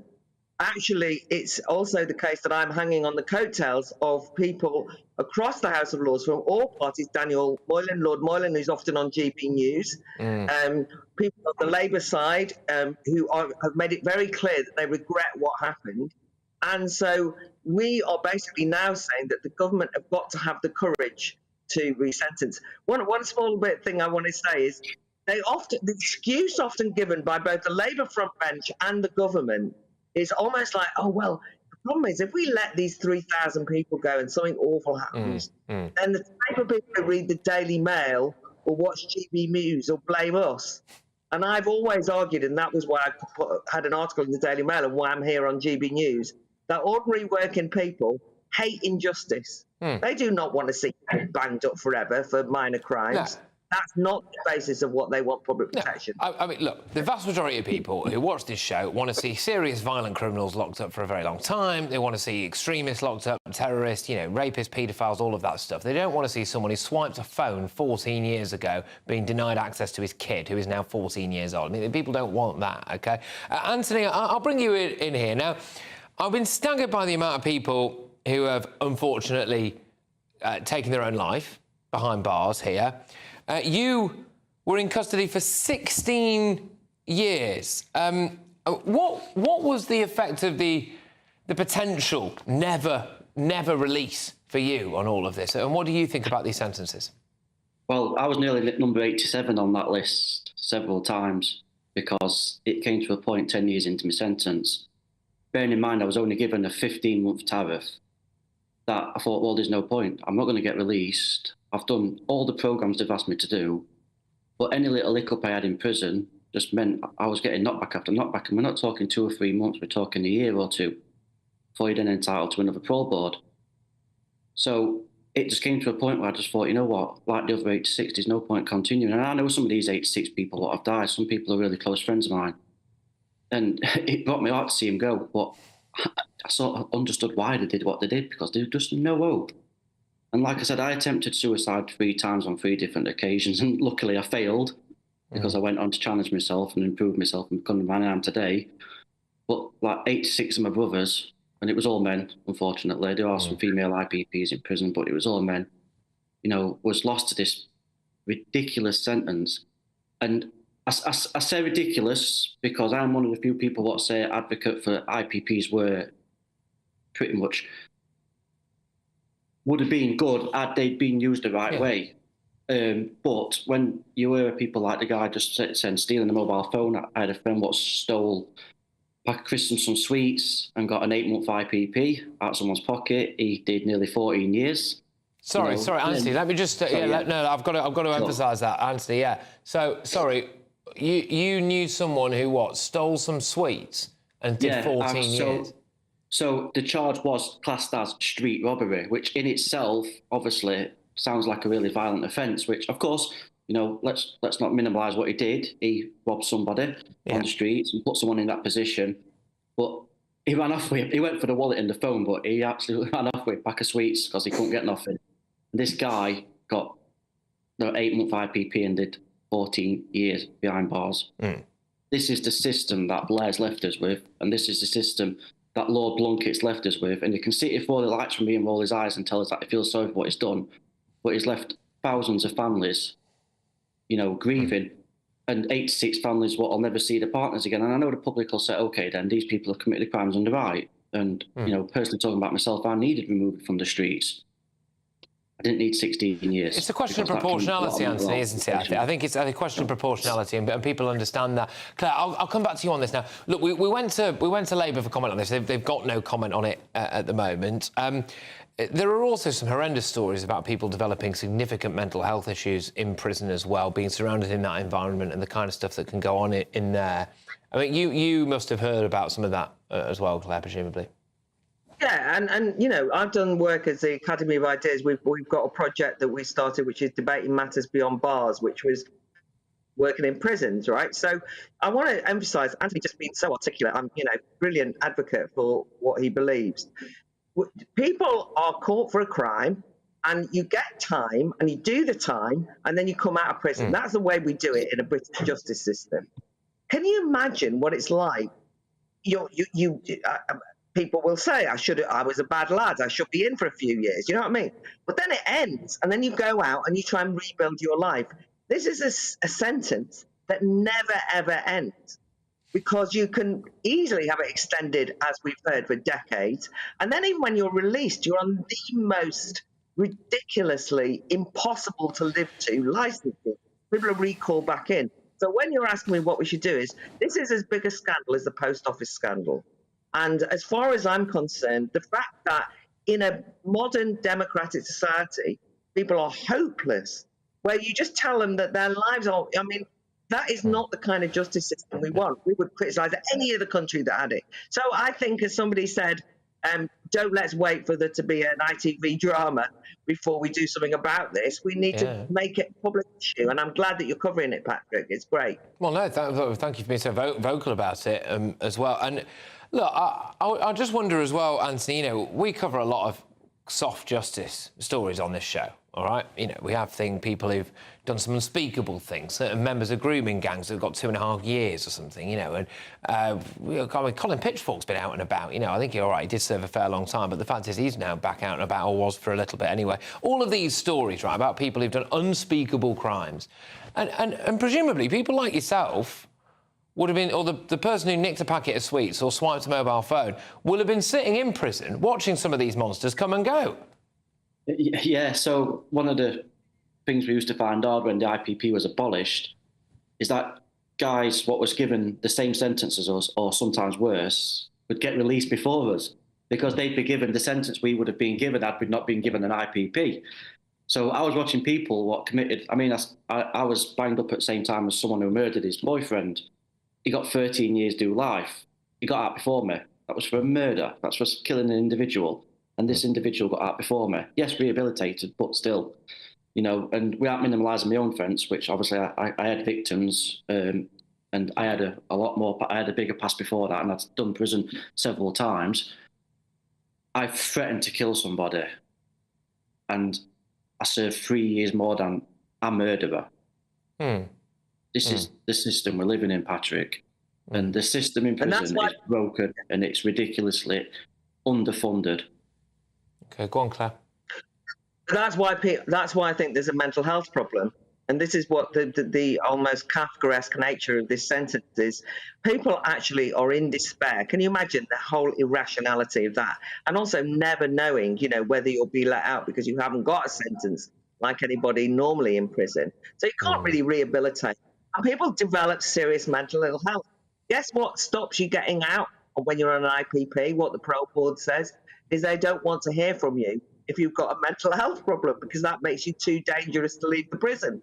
And the whole thing is policy. By the way, it's sold to us as public protection. And I think it's understandable. The public want to be protected. You've just explained, Patrick.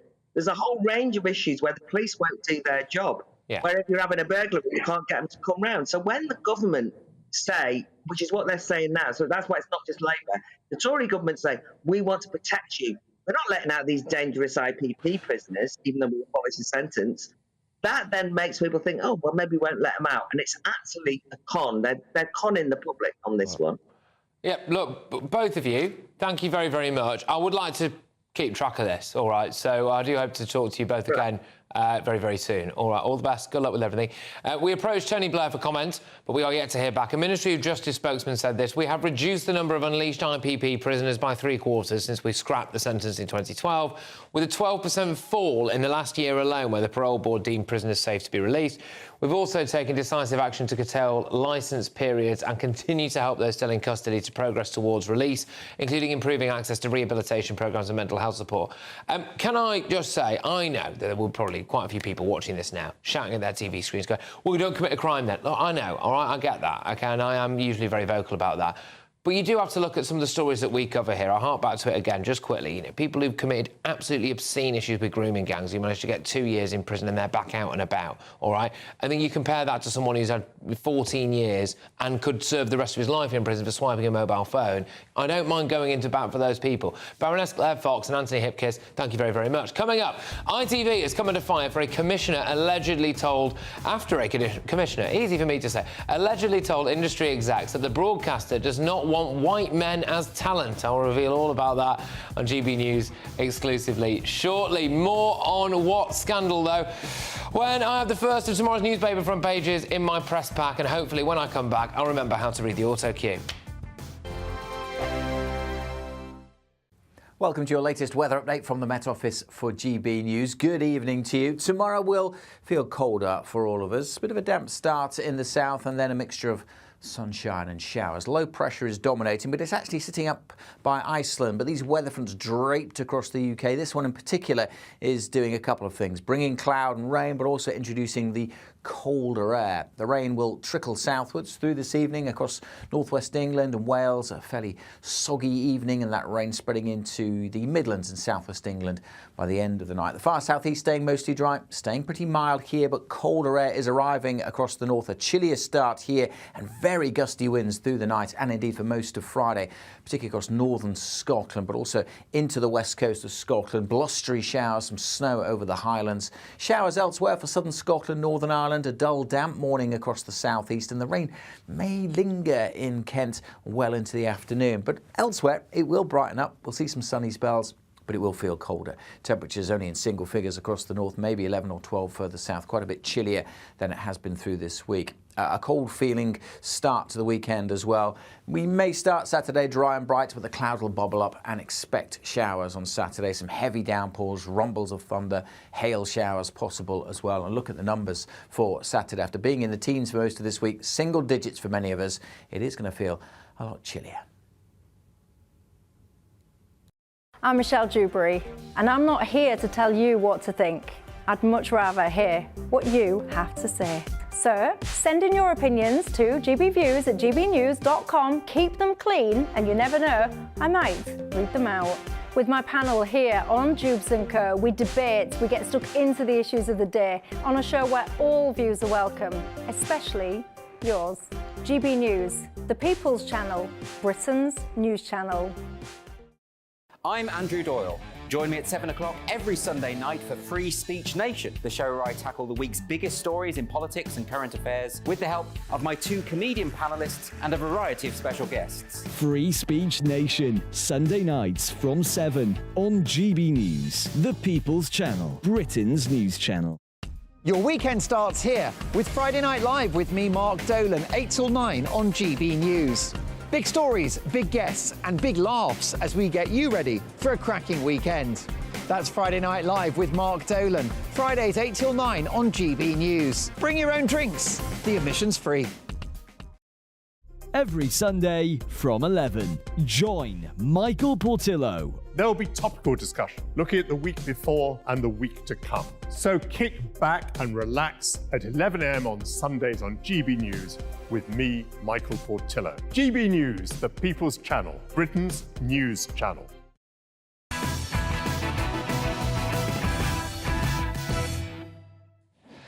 OK, welcome back to Patrick Christys tonight on GB News. It's time to bring you tomorrow's newspaper front pages now. Let's do it. OK, we're going with the Metro. £35 billion waspy sting. All right, new government crisis over payouts for 2.6 million women failed over pensions. Let's go to the Independent. Pensions fiasco could cost the taxpayer £10.5 billion or more. I read an article earlier on that it could rise to £35 billion, actually. The Daily Telegraph, sickness benefits bill to rise by a third. Worklessness crisis fuels increase as welfare costs forecast to hit £90 billion. The picture story they've gone for there is, of course, the St George's Cross, or the desecration of, on the back of the New England shirt. The Daily Mirror, pay them what they are owed, millions born in 50s due compo. It's, again, that waspy story there. The Guardian, US toughens stance to call for immediate Gaza ceasefire. Oh, they're still banging on about this all-male Garrett club as well. I'm not going to give that time. I don't know if anyone cares today. The Express, pay up. Millions of women are owed pension payouts. Look, there's a theme here on the front, isn't there? Let's go to the Daily Star. Not on the Star. Dumbos. Botswana threatens to send over 10,000 elephants to live in London's Hyde Park. Can I just say, Botswana, don't threaten me with a good time. That sounds fantastic.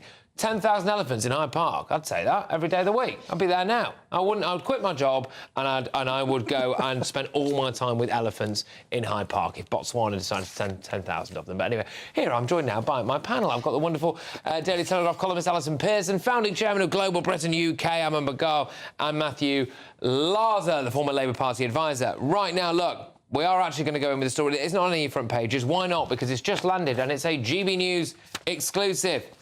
I'm going to read it to you now.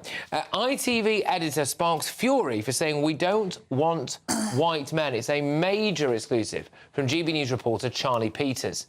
Now, this is breaking. A complaint has been lodged after an ITV editor sparked fury after allegedly saying we don't want white men. When discussing hosts for new shows, ITV Commissioner Nicola Lloyd allegedly said, we really don't want any more white men as talent. Lloyd made the reported comment on a panel to a packed room at the Broadcast Indie Summit. The complaint, written by a television producer in the audience, said that Lloyd was discussing ITV's important 9 p.m. broadcast slot. Alison, your reaction to this? Just landing now, this story. I think we're getting heartily sick, aren't we, of white middle-class guilt, guilty white middle-class people discriminating against their own kind. I mean, it is actually illegal, as far as I can understand it, under the Equality Act, which prohibits discrimination based on protected characteristics, rather, such as race or gender. This is a real issue. Not only would Patrick Christys not be getting the gig, I mean, you know, you'd be too busy shoveling Botswana there. Yeah, you've gone, mate. You're in Hyde Park with Dumbo. The elephant poo. Well, I'd be too, because I could self-identify as a white man with these items. As another white man, I don't know what I'm going to say here. Patrick and I are just going to stay out of this. No, but I mean, look, obviously... We both got funny foreign surnames. We do. As we discussed. My real surname, actually, is Christodulu. Yeah, there we go. Anyway... No, look, so obviously we hadn't planned on talking about this now because it's just landed. So I am aware that there is an element of crossover here between the same story here that we did at the top. But go on. Look, I would say if you want to see systemic racism in this country, then let's look at the systemic racism against, white people, be it, our defence forces. I mean, what wasn't it? The RAF. We don't want any more white people. I mean, what is wrong with this country in this day and age that we are looking at diversity in this twisted way that we have to exclude the majority population to be inclusive? It's absolutely bonkers. I mean, there is a point. I think Vaughan Gething, the new First Minister of Wales, said something along the lines of he wants the Senedd to be more representative, to look more like Wales. That was it. Well, you look at the actual diversity and ethnic makeup of Wales. I mean, it's unbelievably white, right? And the Senedd already looks more like than that. And so I don't quite understand why people... I don't think he was just talking about race. I think he was talking about people from different parts of Wales, and as Alison was saying earlier, about different backgrounds as well, because, but my point is, we do have representation. I mean, do we need... Dare I say, I don't know, what, an over-representation of diversity on our television screens? Is that a thing? No, I mean, I think what we need is a diverse range in the truest sense of people from... I mean, one of the things is hilarious is that, you know, we were talking about the BBC and the people who present. At one stage, there was only one person who presented one of the big BBC Radio 4 current affairs programmes who went to state school, and that became a grammar, and it was in Surrey. So diversity needs to be taken in the round, but is important. I remember, just quickly, that there were 8,000 complaints made to Ofcom on Coronation Day after a black actress described the Buckingham Palace balcony as terribly white. Well, that does, you know, the British royal family, unfortunately, very, very white. And but no action from Ofcom against that remark, which was struck such a bad note on a very special day. I would rather see the commissioner at ITV being a person of colour rather than a middle-class white guild.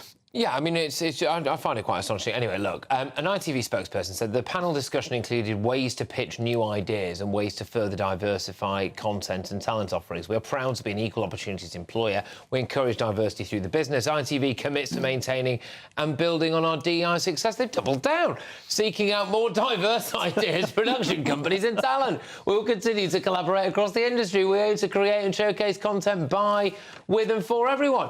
Well, all right. I mean, they're not backing down on this, are they? No denial. No denial there that the ITV commissioning editors said that they don't want white talent. Interesting. Now, Lord Cameron has long been accused of making the UK too cosy for China during his time as Prime Minister. His comeback as Foreign Secretary sent shockwaves through politics, but people like me were spitting out their cereal when they saw this headline earlier. Britain is still sending China more than £8 million in aid a year. Back in 2011, Cameron's government said they would scrap giving handouts to the communist superpower. So we can add that to the list of false promises from the Tories, can we? China was the world's second largest economy. They can afford a space programme. Meanwhile, in this country, you struggle sometimes to find a dentist to take out your tooth. Alison, what are we playing at here? Well, it was David Cameron's government, so they wanted to be best friends with China, like trying to be best friends with a tiger, isn't it, Patrick? It's completely mad. This is the same China that spent billions of pounds on its Belt and Road programme, which is basically buying up most of the world to be a colony of China. I think most British people wouldn't think we've got enough needs at home. Just a small point, we pay 0.5% of our national income goes in foreign aid. And we spend only 2.3% of our national income on defending our country. I think there's a strong case to be made for cutting a lot of the foreign aid and putting it into the defence of our own nation against countries like China. Yeah, I know you and I have had a bit of back and forth in the past on foreign aid, but I do think China is different, I think, actually. It certainly is different to, I know the last time we spoke about this, I think it was in relation to foreign aid with India. Yes. We've got more, I would argue, you know, cultural, we definitely have more cultural and historic ties to India. Some people would argue more of an obligation or whatever as well. China's different, isn't it? Or not? I don't know. Well, I mean, look at it this way. I think it's absolutely ludicrous we're giving any money to China whatsoever at all. But it's also equally ludicrous that we're still giving money to failed terror states like Pakistan. I mean, it's beyond bonkers. So I would argue that in terms of global Britain, you know, I think we need an emergency break on all foreign aid for one very simple reason. We're spending £8 million housing and dealing with supposed refugees every single day who have crossed over the English Channel. So let's deal with them first, and maybe we can go and spread, you know, as a force for good after that. All right, OK. Now, look, we are going to have to rattle through here now, I'm afraid, because coming up, I crown tonight's greatest Bristling Union jackass. Will it be the waspy women? Will they get justice? I will tell you how Keir Starmer has responded to the Nike England flag controversy. Do you think he defends the St George's Cross? Plus, have you got sympathy for people like this? I'm plus size and on a plane. Of course I have to shimmy down the aisle sideways. Well, there we go. OK, Patrick Christys tonight, only on GB News.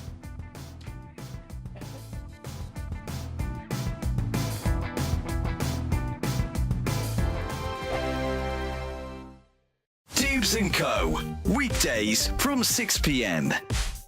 Get this right, we all know by now, don't we, that so many NHS workers are abused by people that they're trying to help. We'll all agree that that is pretty damn disgraceful, but what do we do about it? Because now some London hospitals are looking at whether or not they should be able to ban people that do this for a year from those hospital facilities. Is that the way forward? Daniel, do you like this? No abuse, no excuse, that is the campaign? There's no other choice for most people. It's either the NHS or nothing. And if you're going to take that monopolistic power, then you need, I think, you have responsibilities towards people. You can't cut them off. So there are ways in which, of course, you can bring criminal charges against them. If they commit a criminal offence, that's fine. They might even be locked up in jail. But what you can't do is cut off health services because you're the only supplier. Well, yes, I think you can cut it off, and you should cut it off. London is very different from everywhere else, and it goes back to a conversation about immigration. The majority of nurses in London are either African or Filipino, and it harks back to their nature and their culture. When you're younger, your parents look after you. When you're older, you look after them. They don't go into homes. So there's a way that a threshold of tolerance they have that is above and beyond most people. So, because I found like when I was younger, most of the nurses were white. Now they work in hospitals in Ascot and Somerset. London is the war zone. I have seen horrific things happen to nurses, and they stay, they show up for work. There's a protection they are owed, beyond owed.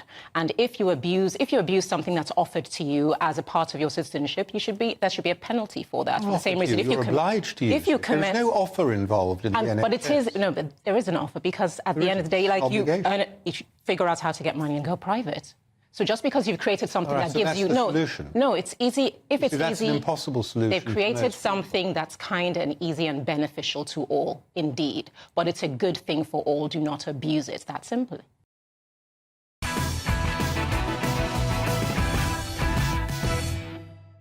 All right, welcome back. More front pages for you now. The Eye. Waspy women demand help from Labour. This story's been dominating, and it continues to dominate on the Mail. New betrayal of Waspy women. Also, the England shirt controversy. And the Times says Welby takes issue with church deconstructing whiteness role, and 1 million more people cite mental health battle. All right, OK. So, look, I'm going to focus in a little bit on the Keir Starmer England shirt statement. So Sir Keir Starmer has just given his opinion on the controversial New England kit. At night decided to playfully alter the St George's cross. They made it multicoloured for literally no reason whatsoever. No reason. Anyway, Arsenal fan Sir Keir Starmer has joined the chorus of boos. He told The Sun the flag is used by everybody. It's unifying. It doesn't need to change. We just need to be proud of it. So I think they should just reconsider this and change it back.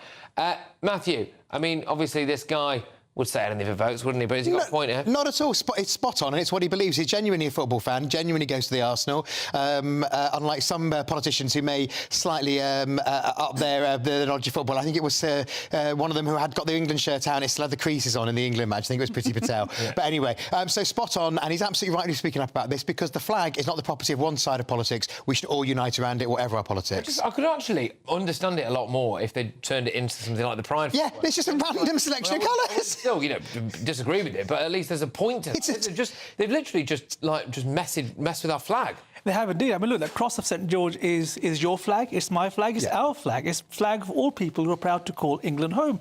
I mean, I tweeted that this afternoon, and it's unified people. It's had 1 million views and probably about 10,000 retweets. But that's the point. It's what unites us. Yeah. Yeah, there's going to be protests about this. Now, I've got to continue to rattle through, because this is time for a subject that I've broached before with this panel, apparently, fat flyers. Now, they often get a bad rap, OK, with many saying that they should pay for 2 seats if they can't fit into one.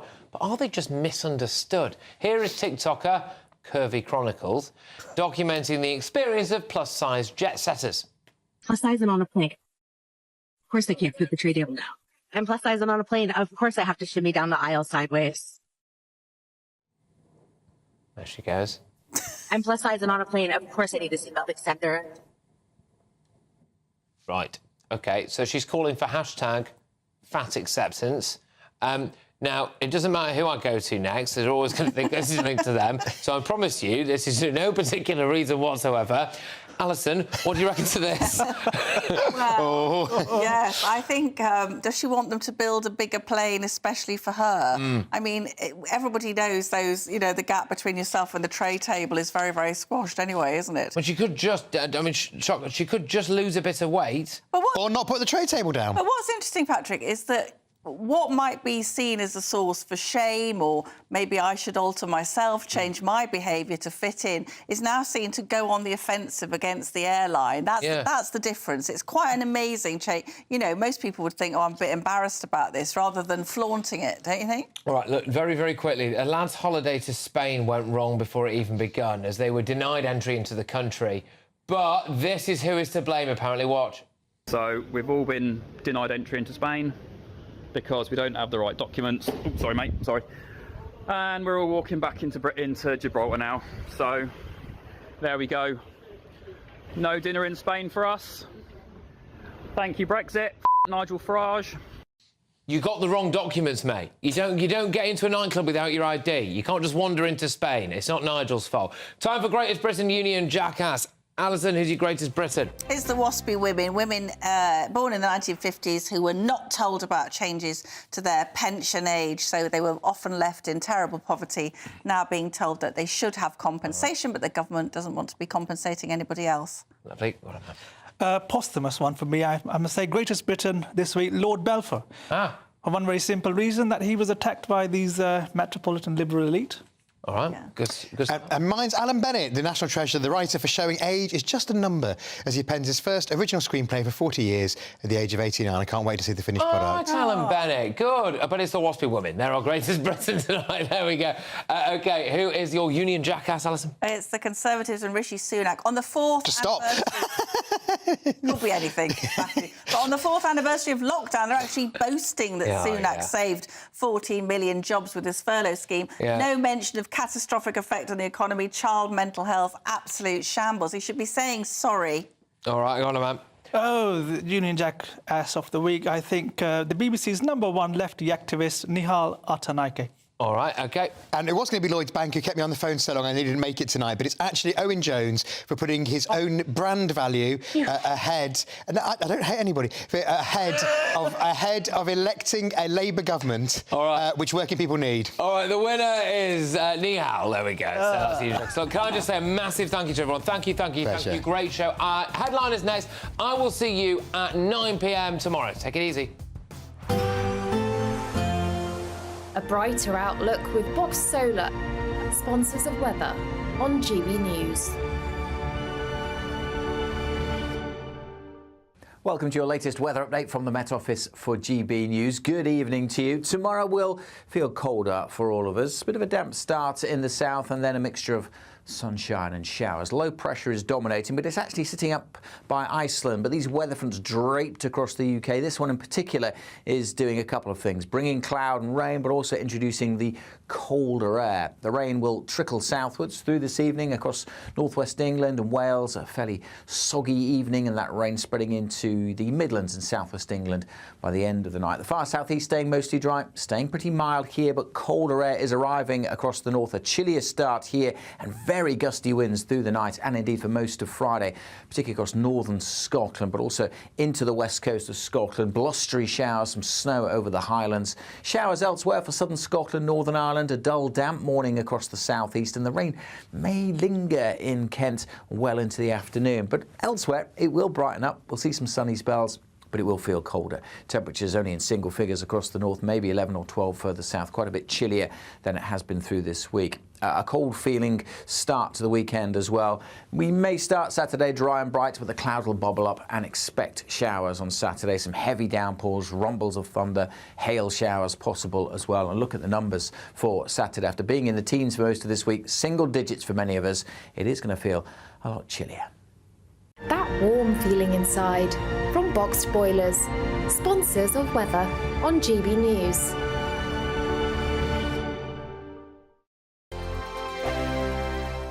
There's still time to win our giveaway packed with seasonal essentials. First, there's an incredible £12,345 in tax-free cash to be won. Cash to make your bank account bloom. Plus a spring shopping spree with £500 in shopping vouchers to spend in the store of your choice. And finally, a garden gadget package, including a handheld games console, a portable smart speaker, and a pizza oven. For another chance to win the vouchers, the treats, and £12,345 in tax-free cash, text GBWIN to 84902. Text costs £2 plus one standard network rate message. Or post your name and number to GB03 PO Box 8690 Derby DE1 9TT. UK only. Entrance must be 18 or over. Lines close at 5 p.m. on Friday the 29th of March. Full terms and privacy notice at gbnews.com/win. Please check the closing time if watching or listening on demand. Good luck. GB News Breakfast. Every day from 6 a.m. Absolutely.